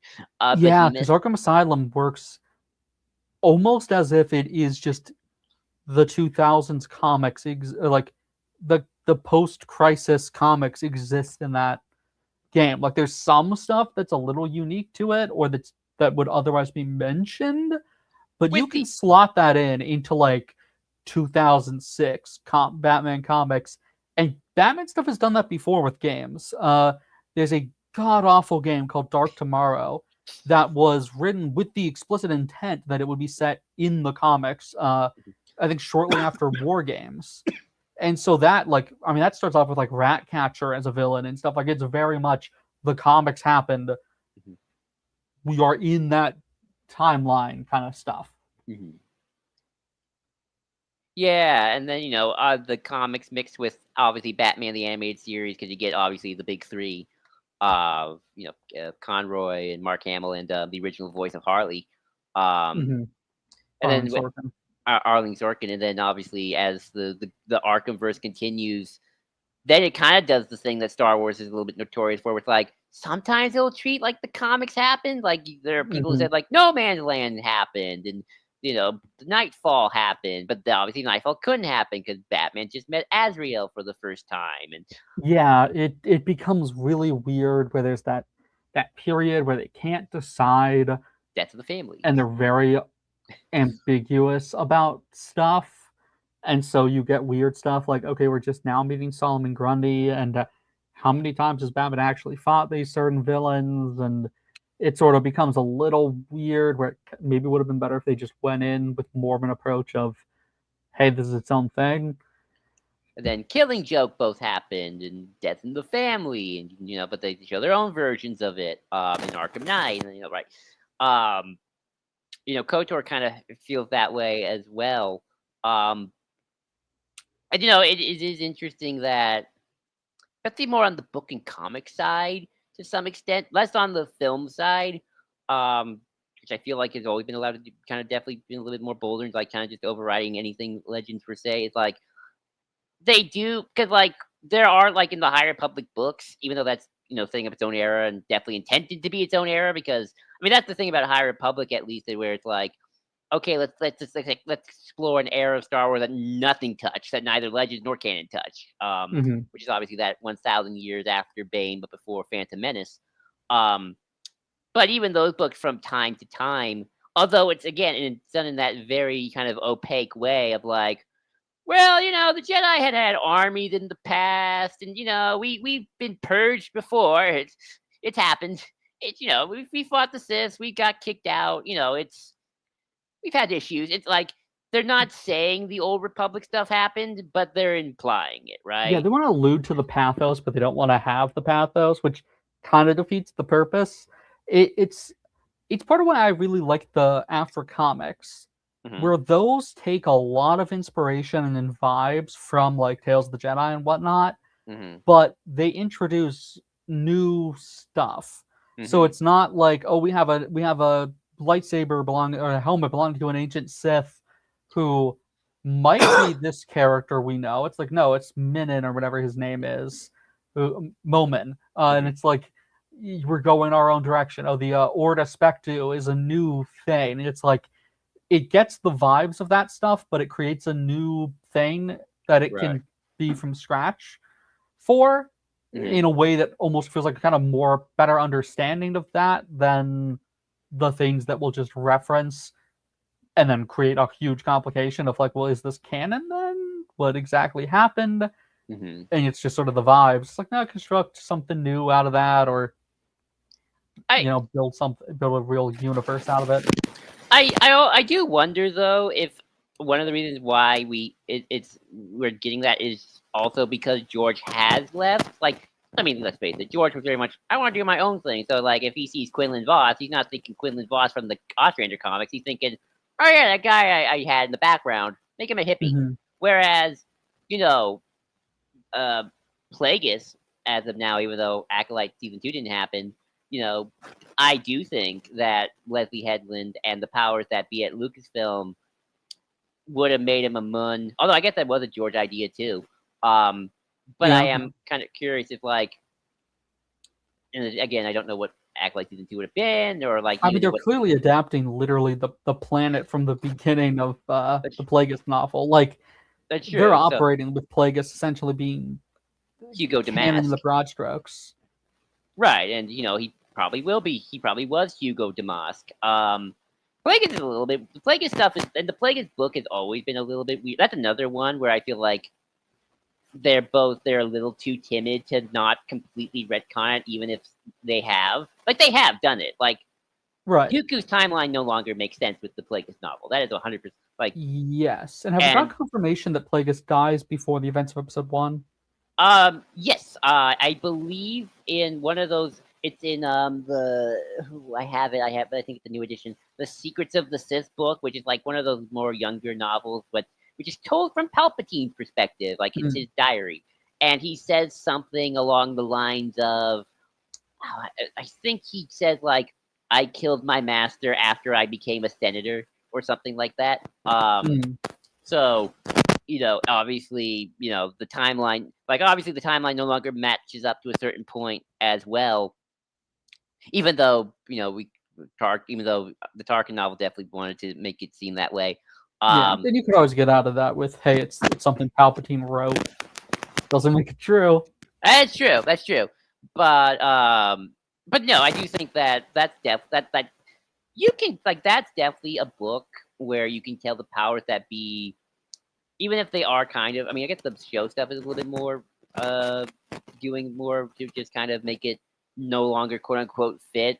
They also well, if we do Plagueis, if we ever do Plagueis one day, why change it dramatically? Lucino's version is kind of the iconic one. He's Hugo Damas, Darth Plagueis the Moon, who's obsessed with immortality and dark science. Which, I guess, to be fair, could have been what Lucas had done too. But yeah, I mean, we get that, though. Definitely it's like you have a perfectly good version of that. You don't even need to necessarily allude to the events of the novel, but the characterization can be kind of whole cloth in the same way they did with Thrawn. Yeah. Yeah, I mean, I definitely feel like they've done that more often. I definitely think they would have done that if Plagueis had we got Acolyte Season 2 and we got into Plagueis. I think it would have been definitely more akin to that characterization, even if we were iffy. I mean, we're already kind of iffy with, but not really, because we don't know what Plagueis was up to for 200 years. I mean, he could have had secret apprentices too when he was with Tenebris. We don't know. You could have had Chimere just doing things, and then it's okay, goodbye. Or he killed Tenebris earlier than in Legends. That's true. That's true. And this is his one of his other apprentices. Yeah, that's true. But I do think that's also been a big reason, as well. And then I feel and then there are just other characters who I just feel like we don't. As much as I think, as much as it would be cool to have them, and you could bring them back, because I don't think the universe necessarily has excluded them. I just also feel you don't really need them. I'm sorry, I do love the guy, and I would not be upset if he came back. But I don't know where Garm Beliblis fits anymore in the Rebel storyline. I feel like we've given his kind of essence to Saw and a little bit of Lucen to some extent. We sort of spread him out. And Bale, honestly, has picked up kind of half of him. A little bit, yeah. And, Corey from Corey Datapad made a great point, and I think I agree with him on why I like Saw more than Garm, is because I think Saw at least is well, you're the only rebel who is not a rich person and on the ground from the beginning. So it's okay, at least you got a couple of rich people on the ground. Again, like we said, I don't know where Mara Jade fits anymore in the storyline of Star Wars. Yeah. Though Talon Card absolutely can be canon again. Oh yeah, absolutely. I don't know why we can't bring him back. I would be happy with that. Although he sucks if he can't be friends with Mara Jade, but yeah, I mean, on his own, I think he'd be cool. But no, I mean, Mara Jade's the one that hurts the most for me. Not because I'm against obviously I don't want to blame the Last Jedi for not giving me married Luke, or anything like that. But remember there was that rock that was somewhat flat, and we all thought it was a tombstone for Mara. Oh gosh, yeah. But I just I don't know. Could you do Mara Jade just kind of was friends with Luke, but goes on her own path? Maybe. I don't know how many people would be accepting of it. I don't know. But and obviously, it's it's funny. It is kind of funny how apparently they did almost consider making Starkiller an Inquisitor, and I'm kind of glad they never did, because Starkiller. I mean, I don't think he's that much of a great character to begin with. But even if you like him, the fun of Starkiller is that he is a power fantasy. that's sort of like I don't like Force Unleashed story. Like I think people who hype up the storyline are like, really, this is the story you want to go to bat? Okay. But I like the games just like as a power fantasy game, like if you just for dumb fun, right? Like we're allowed to have that. Yeah, they're But good. They're great hack and slash games. exactly, but like we don't need to recanonize Starkiller because you're gonna lose so much of what. But what kind of his character? He's Darth Vader's secret apprentice, who's like, yeah, he's not an Inquisitor. The Inquisitors existed in Legends. He's not an Inquisitor. He's Vader's attempt to undermine Palpatine. Exactly, and even this version of, and even like the way Canon Vader has sort of been portrayed since really the reboot, I just don't think that works anymore because like the way they've really written Vader is, I just feel like he's not interested in that until after Empire or after A New Hope. Yeah, like that's when he wants to start doing that. Like, mm-hmm.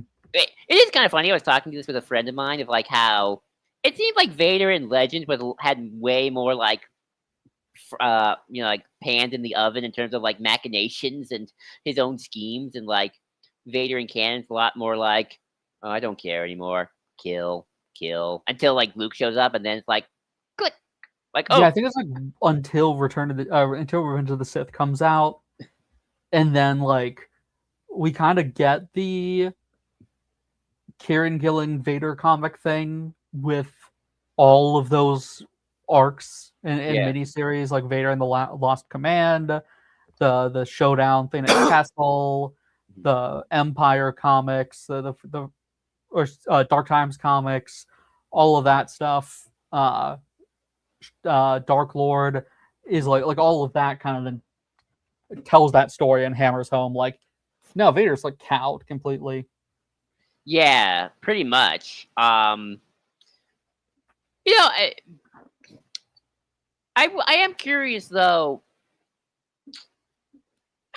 when you do stuff like bring in Korriban / Morban, Korriban, thankfully they in the Golden Age, back into canon though through Clone Wars and then through other sources though.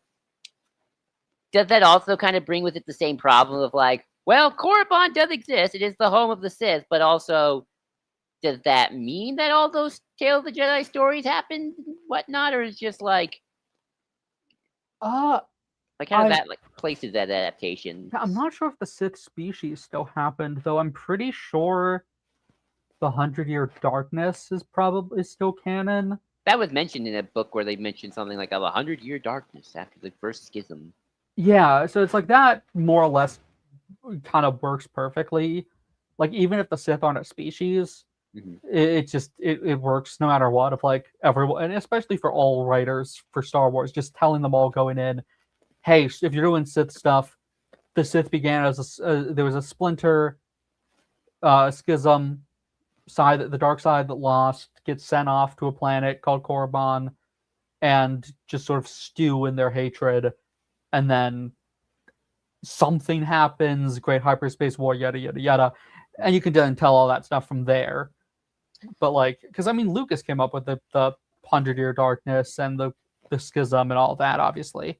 Right. I mean, basically just a bunch of authors just adapting that and like trying to figure that out. But I also am curious though, like in terms of like, I guess we can kind of finish off this final part of just bringing like, are there characters who can kind of be brought back wholesale or not? It's like, could you like, let's say, they do a Luke Skywalker school show animated, and we ban the students and whatnot, and could you like bring like could you bring back Exar Kun's ghost and like say he's an old Sith Lord, or do you still kind of suffer that same problem of like, well, you can bring back Exar Kun, but you're doing the pathos without the pathos of Tales of the Jedi. Yeah.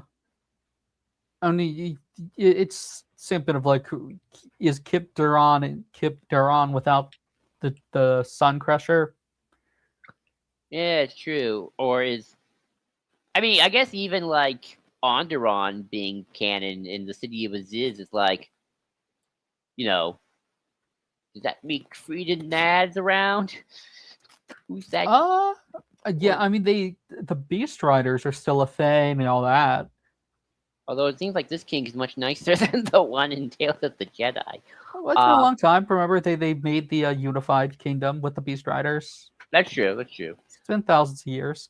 That's But true. like, I mean, the only difference really is that Duxon is distant as a moon instead of overlapping with the atmosphere.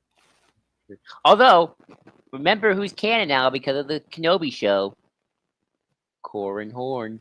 Mm-hmm. And Corrin's one who works kind of no matter what, and also never worked in the first place because his father would have had to have him when he was like 6.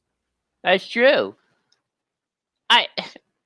It's very fascinating that, and I wonder if this is like true with other things of like certain characters only work if you give them an arc, where it's like other characters are like so simple you could just bring them back wholesale. Like I think you could bring back Izard. Is she that complicated a character outside of course the complication of like her duality of her eyes? You know that's important. Mm-hmm. Very, it's kind of like one's always hot and one's always cold. I know, right? There's just a heart, but it's like made of ice or something. I will say, reading the Rogue Squadron the X-Wing first book, it was kind of funny. Her and that other guy who was trying to please her, whose name escapes me. Curtin Lore. Yeah, Curtin Lore. Like that poor man. What has he gotten? Yeah, did you feel how similar he is to Cyril? He kind of is, yeah. It's like this is like Cyril and Dedra, but even worse somehow. Well, he's ambitious. He's Cyril, but he's ambitious. Oh my god, you're right. Like this is Cyril if he wanted to be an admiral or something instead of just desk worker. I think Deidre's like I don't want to say Deidre's like little Izard inspired, maybe. Maybe it's just not intentional. Yeah. Though she didn't have the eyes. The weird thing with the characters like Izard is they have to be someone who is just sort of around but not super important, or not like a major threat to our heroes pre original trilogy, or I guess pre Return of the Jedi, or they have to be small beans enough that they don't really matter with whatever they do post Endor. It's the same thing we kind of ran into with Thrawn that people were worried about, where it's like, well, Thrawn's not the big threat to the Republic guy. He's around on the original. He's shut down before the original trilogy kind of thing, like smaller character. I think you can get away with that with Thrawn. I kind of how like. many can you run into with that before it becomes kind of repetitive? Yeah, and I do like that with Thrawn. Like, I kind of liked. In retrospect, I have enjoyed how we set him up in Rebels, and now we're kind of moving into the next era. And like, because I feel like that kind of gives them a weight and a history. Obviously, gives them a history with our Rebels characters and whatnot. But at the same time, and again, I think this is another example of just how the universe has shaped up. I remember, and I knew this was not going to happen. I knew fans were just looking too deeply into it. So Jon Favreau was talking about how one of the warlords has a very funny name, and apparently it's just because it's named after the actor. His name was like Janu Coin or something like that. But it was the bald man, warlord. Yeah, yep, Zinj. And everyone thought it was Zinj, and I was like, well, first off, look, they're better. They've gotten better at the adaptation thing because he doesn't even have a mustache, and I'm like, guys, they've gotten better at adaptation. I mean, look at how they did Pelion, like perfect casting, but also it's like I just can't see them using Zinj, and at the same time, I don't think you can use Zinj anymore because Zinj's whole thing, at least what made him memorable, is he's the warlord that's got a big empire. He's got like a whole nation to himself. Yeah, and we did all the stuff with the Night Sisters where there's not just off of Clone Wars. You could absolutely, I think, make it work where okay, there's the other Night Sisters tribe, especially because I think in courtship they're kind of ambiguous of when the Night Sisters form because there's already a schism with them that happens around the time of the Clone Wars in the books or whatever that's alluded to. And so if you just mesh the timeline a little bit and say that they just, after Talzin and everyone gets wiped out, they readopt the name for themselves again, Like I think it works. But at this point, that really can't happen because it's been pretty clear that the Night Sisters are extinct in the galaxy itself, aside from like Morgan and Ventress probably is out Marin, there. but it's like there's not like another bunch of tribes elsewhere on the planet. Right. I So, mean, like covens.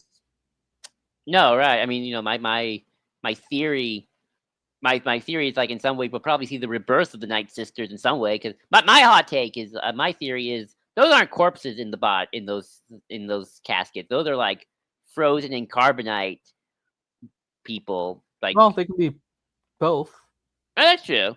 They could be because both. Talzin does that with the whole thing when she resurrects all the sisters briefly That's true. against Grievous. That's true. But I think these are more fully formed bodies. Like they're not like skeletons. Because I remember, because it's one of those things that sort of lost it if you don't paying attention. Like, and they don't really make a note of it, so I can see why. Where it's like Ezra says, Thrawn woke up the night the Great Mother. So like those ladies were asleep for hundreds of thousands of years until like I guess Thrawn did some Indiana Jones work and like woke them up. Hello, ladies. But no, it's like you can't do Zinj anymore. You could do Izar, but that's at point. Why would you? You could do Hapes. That would be a neat way to have some threats and some antagonism without having the Empire be involved before Force Awakens. That would if be you have a whole crisis with the Hapens. Yeah, you could do the Hapens. I don't see why you would. You can't. You maybe just can't do the Leia wedding storyline. But yeah, you can still have them as a faction. I mean, the corporate sector is still a faction. I mean, the Hapes still exist as a thing, but like we haven't really gotten any information about them. But I think you could do like a proper novel or two with them. Yeah, I agree. New narrative with it. Could you? How many of like the other Emperor servants could you still do? Like, could you get away with Lumaya, or is she just so? Lumaya, I was gonna say earlier actually, like Lumaya's interesting. Where I think at this point we've crowded the timeline too much with the Vader between Empire and Jedi stuff, but I think you could have made it work if Lumaya being a non-former Jedi Inquisitor who then Vader decides, hey, I'm going to train someone up for a bit, because it is kind of ambiguous in Legends even of like when Vader exactly, like it seems to have been late in the game that Vader's like, yeah, I guess you're my apprentice technically, when he's out, like after he's failed to get Luke the first time. Yeah, I could see that. I'm trying to think of just other characters from Legends we could do. Sidrus or whatever his name is.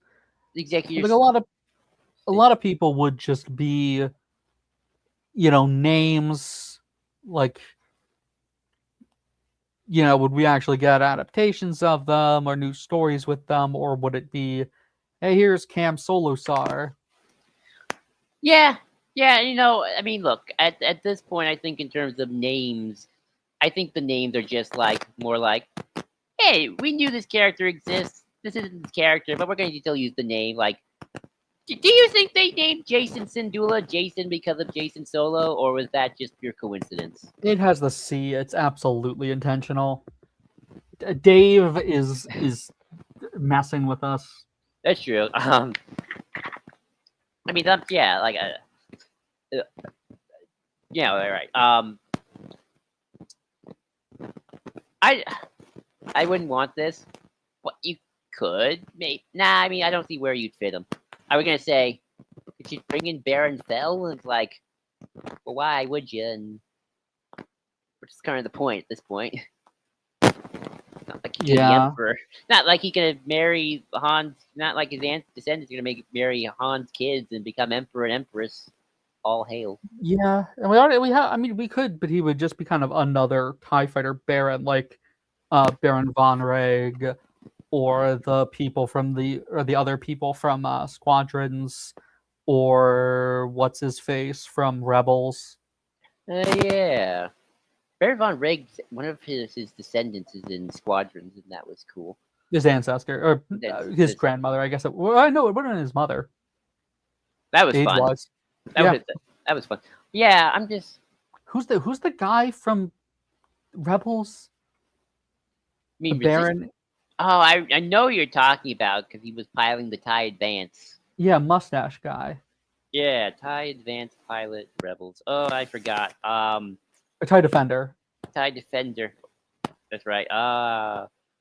Volt Scarus. Scarus? That's right, Scarus. Oh. I don't think he's a Baron though. His name is Volt Scarus. Not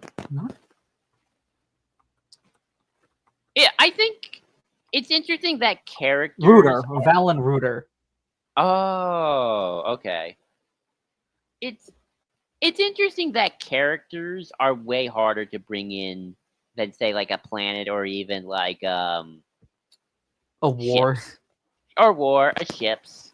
Like Yeah, ships are different. TIE Defender. It's just, hey, someone made a ship. right, like you probably can't do the Stark Hyperspace War anymore, or say that happened. Maybe you could. I don't know. You could. I think you actually really easily could make Stark Hyperspace War. I think you could republish the comic, and it wouldn't run into anything canon wise. Because it's set like 15 years or whatever before Phantom Menace. Nothing canon has touched has messed with that or violated that. It doesn't really have any lore stuff that changes, and the Tarkin family's involvement is still canon. Or like the Tarkin family being involved in the Republic military and navy and everything. I think you could. I think that's genuinely one of the comics you could 1-to-1. Same maybe with Acts of War with the Yinchori. Maybe, yeah.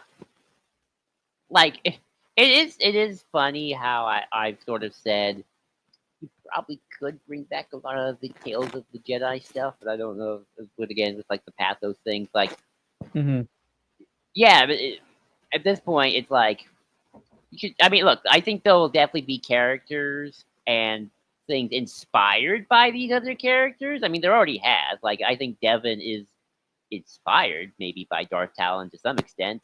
He's more inspired just probably by the Lucas wants Maul to have a Twilight apprentice.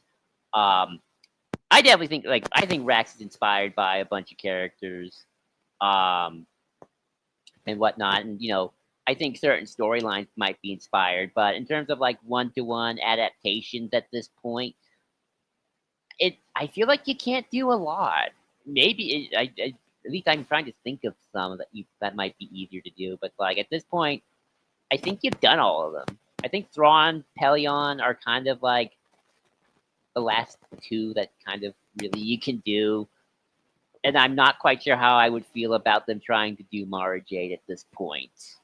If even if you did a whole like show where she's an antagonist and then she goes through the arc of realizing Luke is not the problem with her life, essentially. Yeah. And but it'd be like, why are we telling this story again, kind of thing. And not just that, but like we know it can't end the same. Well, I mean, to be fair, she didn't end that great either for Mara Jade and Legends. She did die eventually, but she had some good years. She got some good years with Luke. But yeah. So it's sort of like, I mean, that's why I don't want to say Afra is a Mara Jade inspired character, but like whenever she and Luke were together, I'm like, they kind of got. I mean, obviously it's not romantic chemistry, but it's like Afra's like, "Hey, farm boy," it's like he teases him, and Luke's just kind of like, "Afra, maybe this is a good idea," and he's like, "Hey, Afra, don't do it." Oh, shoot, she got in trouble. Yeah, and it's interesting because I mean I think Afra and Luke's dynamic is genuinely one of the best in the comics did, and maybe other than the Last Jedi, maybe the best character work they've done for Luke in canon. But it is interesting because it is a very different dynamic. Well, Afra's more fun than. Well, that, but also she doesn't want to kill Luke, at all, and has genuine affection for the kid, and wants his approval. Like that's the whole thing with the vampire arc. Like she does come back and save everyone after betraying them, and is expecting Luke to say, "Hey, you're actually a good person," and he just says, "You're not evil, but you're not good. I never want to see you again." And she's just like, it's worse than anything Vader has ever done to her. It's just a gut punch, and it's like, yeah, like the beacon of good in the galaxy, encountering that, and then having that person who believes that there's good in everyone be like, I don't think there's good in you. I don't think you're pure evil, but you're not. I don't think you're capable of decency. And it's just like, that is such a important moment for Aphra as a character, of reevaluating yourself, being like, wanting to be better, or wanting people to not despise, or not just for her own sake, but also just like shame for the first time for that character. She wants to have friends and be good, and she does get there. And then Luke kind of is a little bit more like, yeah, okay, like I'm going to be more friendly to you, Aphra. Although they didn't do this in the comics, and I still wish they did, because this has always been like my headcanon of how this would have gone down. I've always kind of imagined, like, after Return of the Jedi, like Luke and Aphra are just like, they meet each other again for the first time, and then Luke, like in the most solemn moments, is like, Darth Vader, my father, died, but he died on the light side. And then Aphra just goes, yes, I'm free. Like, she just like celebrates, like, get the champagne. No more Vader. Or Luke's like revealing it, of like, Darth Vader is my father, and like, oh, that's why he was obsessed with this. You were like, that ruined my freaking life. I love just how, like, Aphra is just like Vader's go-to sidekick. It's like, oh no, not again. She finds out Leia is also Vader's kid, and is like, that freaking Mortician lied to me. Yeah, I love that. I love Aphra. But no, I agree. Yeah, they Aphra's like the closest. Not to giving Luke a girlfriend, because I feel like they're very stingy for some reason about agreeing to Lucas's wishes that Luke should never have a love life. But Aphra's like the closest I feel to like a character he's bonded with. I know they tried to give like him one girlfriend thing in like one of the early comics books. They did in Heir to the Jedi. Yeah, that's the one I was mentioning. But like, other than that, it's like the many failure girlfriends of Luke Skywalker has sort of diminished over time. Mm-hmm. He really is Peter Parker, isn't he? Like, just failed girlfriend after failed girlfriend, and then finally, Legends, yeah. And then he gets together with the redhead. Mm-hmm. He really is the Peter Parker in Legends. But yeah, I think that's it. I think that's as much as we can talk about in terms of adaptation. Actually, one more thing, and then because you brought it up at the very, very beginning, and I don't want to make it too long, but at the same time, I feel like I owe it to you because you brought it up, because I didn't realize you thought this. Let's talk a little about the adaptations of the movies into other media for a hot second. Because I think they're fascinating. Yeah. I love the. So here's the thing. I love the original trilogy novelizations because I love seeing just how much, even back then, there were certain things that were, for the most part, really locked in terms of like the background story. Like, even though we've added stuff and whatnot, like you go back to like the background of A New Hope, Palpatine's rise to power is more or less the same, right? I don't think it. I don't think it is, though. The A New Hope novelization is like, he's like the 50th emperor, and that the Empire was a benevolent thing, it seems, for a generation or two. That's not how I remember the episode 4 novelization, the prologue. Let me. I have it. Novelization. Here we go. I got it. Prologue. Another galaxy, another time. Well, that sounds nice. The Old Republic was the Republic of Legend, greater than the distance or time. Okay, I'm not gonna. Here we go. Aided and abetted by restless, power-hungry individuals within the government and the massive organs of commerce, the ambitious Senator Palpatine caused himself to be elected President of the Republic. He promised to reunite the dissatisfied among the people and restore the remembered glory of the Republic. Once secure in office, he declared himself Emperor, shutting himself away from the populace. Soon he was controlled by the very assistants and bootlickers he had appointed to high office. and the cries of the people for justice did not reach his ears. Having exterminated through treachery and deception the Jedi Knights, guardians of justice in the galaxy, the Imperial governors and bureaucrats prepared to institute a reign of terror among the disheartened worlds of the galaxy. Many used the Imperial forces and the name of the increasingly isolated Emperor to further their own personal ambitions. And then just talk about the rebellion and whatnot. So that's what the I think there's something else that implies that there's been multiple emperors since Palpatine, or that Palpatine is the newest. There's definitely some stuff that gets. I might be thinking of Splinter then, but then you also have like this stuff of like Palpatine's a scapegoat guy, and the Empire starts off as a benevolent thing, that sort of is up in the air. Like the name Palpatine is already there, but the Sidious stuff is completely absent until well into the scripting of Return of the Jedi. Yeah, and by the time you get to Return of the Jedi, I wish I had the novel with me, because damn, I wish I had it. There are a few things that are really interesting. Like, one, the Rebel Alliance formation, which more or less is kind of the same. Like, Mon Mothma, Bail Organa, some other, senators, like doing their network stuff, and then eventually unifying the rebel cells together. Mon Mothma being, of course, the leader of the Rebel Alliance, which has always stuck, and now has been fully cemented in Andor. Mustafar, that was the big one in Return of the Jedi, where like Kenobi literally said, like, I pretty much saw Vader fall into fire and burn up. In fact, actually, I don't have it with me, but there's a funny interview with Lucas during this time period where he's talking about like the backstory, and he's talking about like oh yeah, like you see, Mrs. Vader was realizing he was doing some weird stuff, so she tried to follow him to the lava planet, and it didn't go great. And then she died. So I find that really interesting about the original trilogy novelizations. I've never read Empires, unfortunately. I've only seen A New Hope and Return of the Jedi. And I think some of those implications are cool. I also like the Tarkin implications too, which, funny enough, the audio drama also adapts, because there's a scene in the audio drama which I think is taken from the novel, where it's Tarkin and Marty are talking, and then Vader kind of shows up, and they're all just basically just going like, Marty's like, Tarkin, you have now the most powerful weapon in the universe. You could pretty much demand anything. Like, Tarkin's like, oh, yeah, I could, but, I'm not going to, because I serve in the name of the Emperor.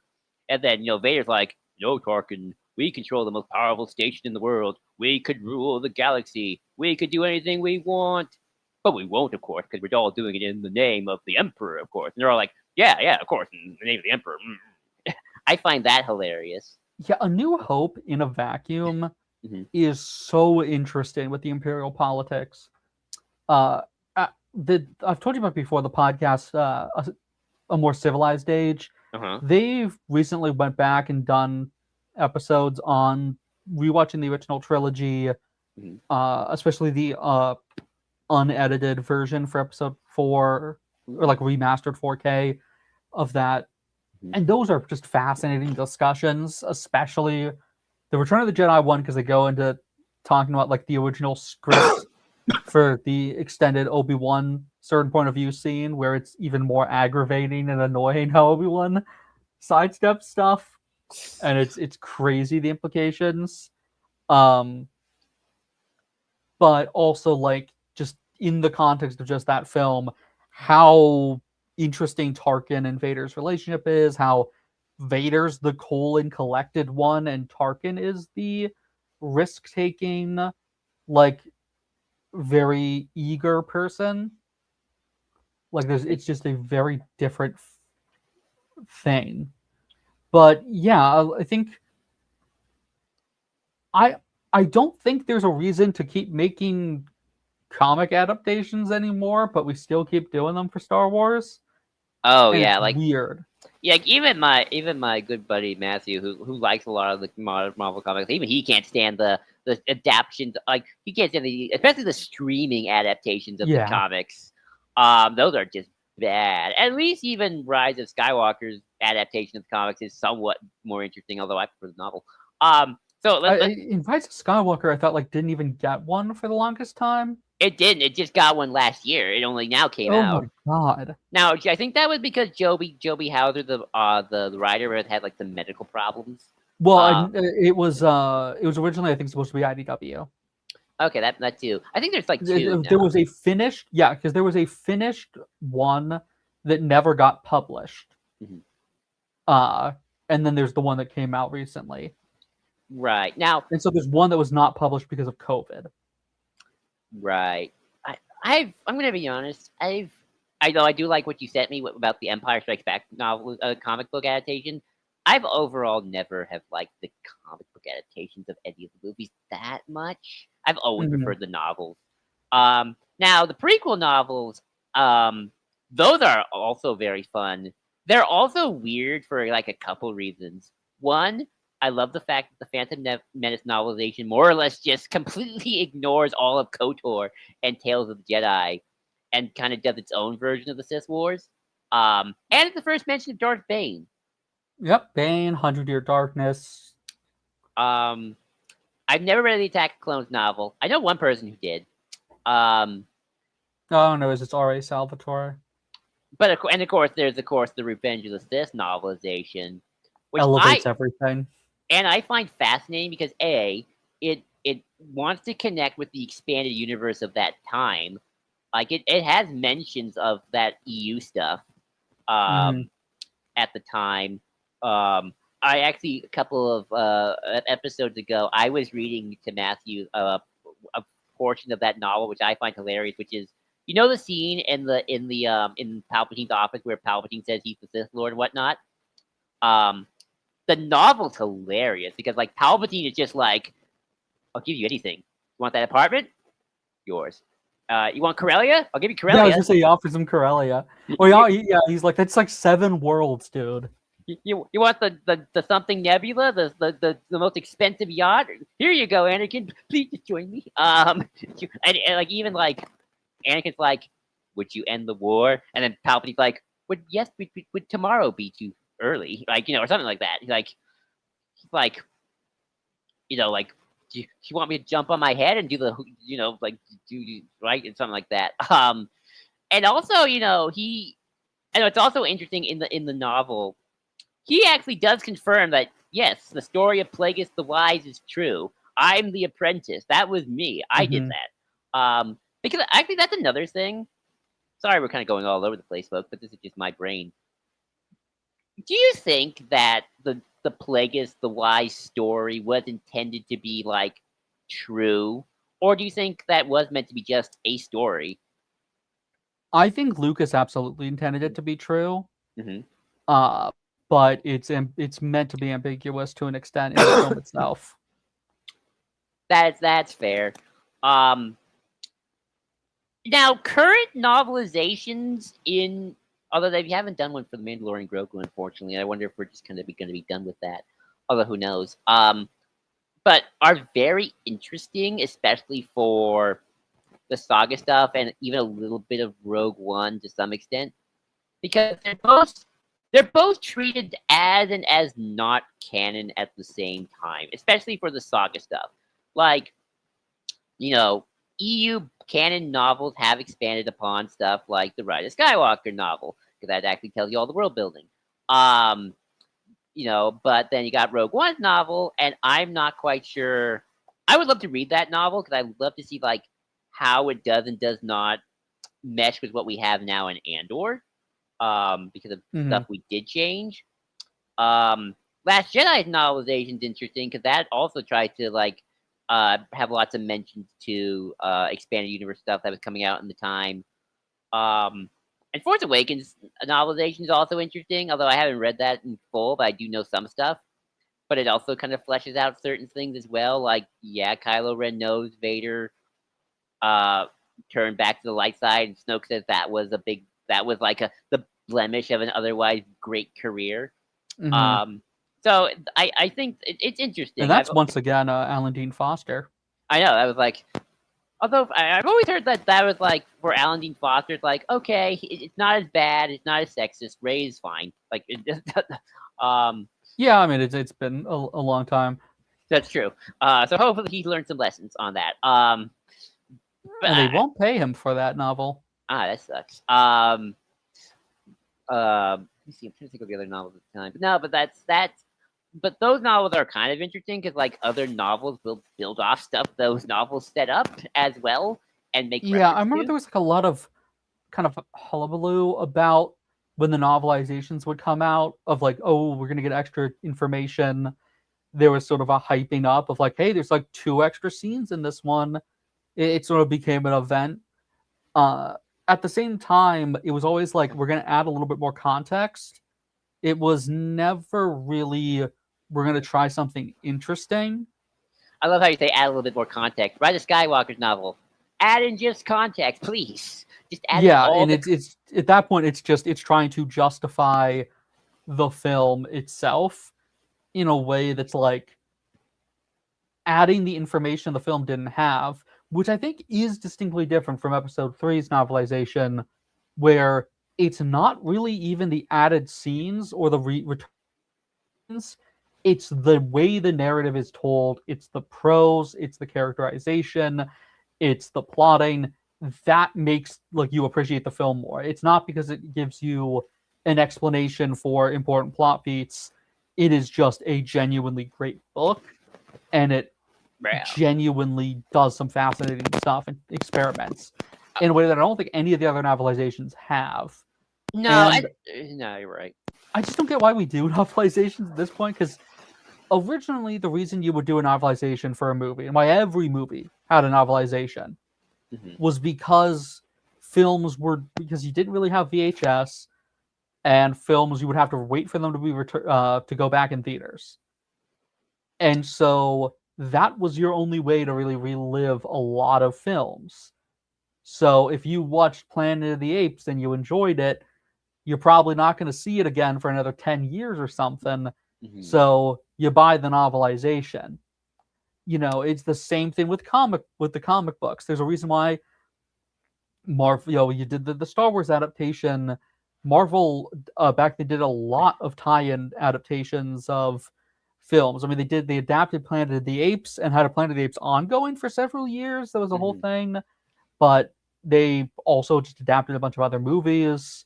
I think they even did stuff that wasn't really genre fiction sometimes. Like, it was lucrative to do that. Disney, I think, did that with their movies as well. Like, that's sort of the vault approach. Like, you want to relive this thing. You know, your kids are, you need to shut up your kids. You can't you can't just put in a Cinderella in the thing. So you hand them either those golden bordered books that we all, I think, had as kids, the picture books for the Disney stuff, or the Disney comics for that. And same thing kind of went with Star Wars. And so like it makes sense why. And there is in hindsight, unique stuff to this. Like I was showing Joel, because I was going through most of the Empire Strikes Back comic, because that took up like 6 issues or so of the ongoing, starting in 78. And because they're using earlier stuff, like the Wampa stuff is still in there, but there's no finished design.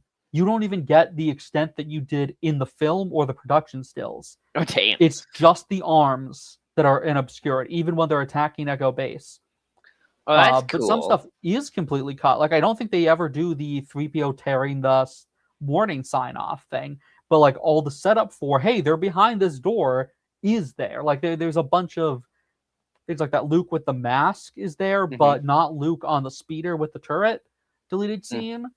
But then also Yoda is a purple little guy who's like spindly and kind of lanky. Because Yoda's puppet hadn't been finished by the time they started doing the art for that. So it's very clearly just the Ralph McQuarrie concepts. And so a lot of stuff is very different from the final product, but in a way that, like, if you know the production history, makes sense. Everything afterwards, it's like I don't really need to see like a freeze frame Yeah. of like a fight from the current from like the sequel trilogy because Or it's Rogue high One. fidelity enough. Or Like Rogue the One. films are high Yeah. fidelity. Yeah, exactly. It's like you can take a picture and look around at like all the cool details on the ships in a way that like it made sense to have a more dynamic, different angle kind of thing of like the trench run for the comic because there was different stuff you could do. There was, you could kind of artistically panel it a different way. Uh, like I read yesterday the first like 4 issues of the Ahsoka comic, and Ooh. it's fine, and it's not tracing, which is nice, That's nice. but it literally adds nothing. Yeah. Yeah. Like it really does it. Like I'll say that at least with like the Rise of Skywalker, like the one thing I'll give the Rise of Skywalker book and novel, that the thing it does add because it's the only thing you can add is it gives Leia more to do because you don't have to worry about the fact that Carrie Fisher's been passed away, Yeah. which is nice, and I think that's a nice scene between her and Rey. But yeah, right. Like I think novelizations now, as much as I do enjoy them, like I've reread like I think like both that and the Last Jedi novelization, which I kind of enjoy. I mean, Jason Fry, I mean, they got good authors writing them. It's not like they Mhm. got complete hacks.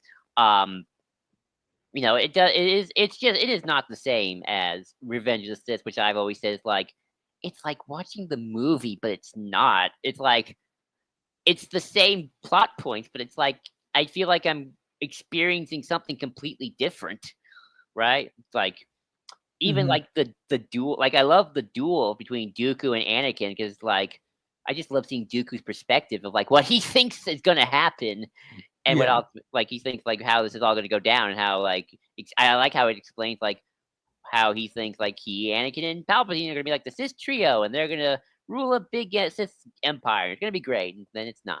Um, um, have you ever listened to the audio dramas of the original trilogy? No. Did they do them for all of them? I only know about the New Hope one. They've done it from Empire and Return of the Jedi. I love the Return of the Jedi audio dramas finale because instead of both the silent when Vader overthrows when not Vader throws Palpatine down the shaft. It's not silence and it's not no. He literally like Palpatine like Vader, what are you doing? I am your master, and the Vader's like, you might be Darth Vader's master, but not Anakin Skywalker's. Yeah, like he gives like a whole Yeah. speech. It's like king. Um, and there's Yeah, like the a problem you run into with audio dramas. and it's like even like and like even like there's some cool moments of like Luke I think says Palpatine's name and it's like Emperor Palpatine, you are under arrest or something like that, and um I think Palpatine even says more stuff to Luke as he's zapping him. But no, those are funny. Um, those are definitely Yeah. fun. And I will say the prequel comics, I don't know if I've read them, but I was looking into it, and it's like they made sort of just flat retellings. Like there's a lot of apparently good art for Mhm. uh what was it? They were saying with like Attack of the Clones. Uh it's interesting. Like the art is by Jan Durasima, who did the art for much of the Republic stuff, those Clone Wars comics I love. But uh there's 6 different inks and colors, Uh-huh. or colors by 6 different people, which is it makes it sort of weird. And yeah, it's like, yeah, if you're gonna do that, yeah, get a good artist and then let them commit to a vision. But like the art apparently is like kind of worth it. I know the art is fine from what I remember because I think I've read the Revenge of the Sith one. Right. uh but it's interesting looking at like the differences of like episode 2 adds back in the deleted scenes. Episode 3 more or less leaves all the deleted scenes out, but it does add the Qui-Gon talking to Yoda scene and the Dagobah landing, but that's about it. I know the novel has the deleted scenes. I mean, the novel has like entire arcs for other people. Yeah. And also, I think doesn't the novel also like emphasize more the idea of like Anakin's a little suspicious of Obi-Wan because he thinks, are he and Padme like smooching behind my back? Yeah, that's 100% the thing in the novel. Yeah. I find that hilarious. There's also a hilarious moment again when Anakin's thinking about turning in Palpatine. I think Palpatine says something like, "Do you love Obi-Wan as much more than you love Padme?" or something like that. And he said it so weirdly. I just love that moment in the office where like it just extends that drags that whole scene out, which is Palpatine just going all at it for But no, I feel like that to me is like you're right. I think I love the New Hope novel. I think for me it's like Revenge of the Sith because that book is perfect. Um and I think after that, A New Hope because of just how prototypey it is. It's like just Yeah. no context. Like Return of the Jedi novel is fine. It's fun. There are like moments of like, oh yeah, you can definitely see the prequels starting to really format themselves, but there's not Yeah. There's some much. interesting additions as well. It takes its own route in some places. Yeah, but Makes Obi-Wan Owen's brother, stuff like that. that's right. That's right. But no, yeah, I kind of agree at this point. And we haven't gotten Mando and Grogu, so maybe we are done with just novelizations in general, which Yeah. is kind of sad. I like the novelizations, not the comic book adaptation, but the novelization Mhm. I can enjoy because I like some of the Yeah. authors. But I mean, the New Hope novelization also gave us the all-time classic, uh, we're like sitting ducks. What's a duck? Asked Luke. Never mind. oh, The that's iconic scene. oh, that's great. I gotta get the audio. Oh, actually, no. I think they just announced it. They are releasing unabridged audio books for the original trilogy Ooh, novelizations. Matthew Stover, not Matthew Stover. Shoot, what's his name? Thomas? Yeah, Mark Thomas. Mark Thompson is gonna do the Yeah. narrations, and they're gonna release unabridged audio dramas for the original novelizations. These aren't new novelizations. These are the original three authors getting audio dramas, so audiobooks. So I'm excited about that because I love listening to books, especially Star Wars audio books, which are Hmm. always great to listen to. They got full on production. They got the sound effects, and Mark Thompson just he does the voices so great. So be on the lookout for that, folks. But all right. I think now we've done it. I think now we've Yeah. gone through the. Because we've only done one video game adaptation, which is episode 3. Other than that, they've never even tried. That sucks. That kind of sucks. Except all well. I mean, do you count those Phantom Menace ones where it's like Obi-Wan and Qui-Gon? Nah, because those are kind of their own stories. That's true. Obi-Wan is like following Obi-Wan when we're not seeing him in the film. That's true. That's true. Yeah. Yeah. But thank you everybody for joining us. Let me get my banners out. Everything. Get the banners out. You can follow us on Blue Sky. Thank you for leave a like, comment, subscribe. Follow us on Discord. Go to the SW Discord. We'll have a game night.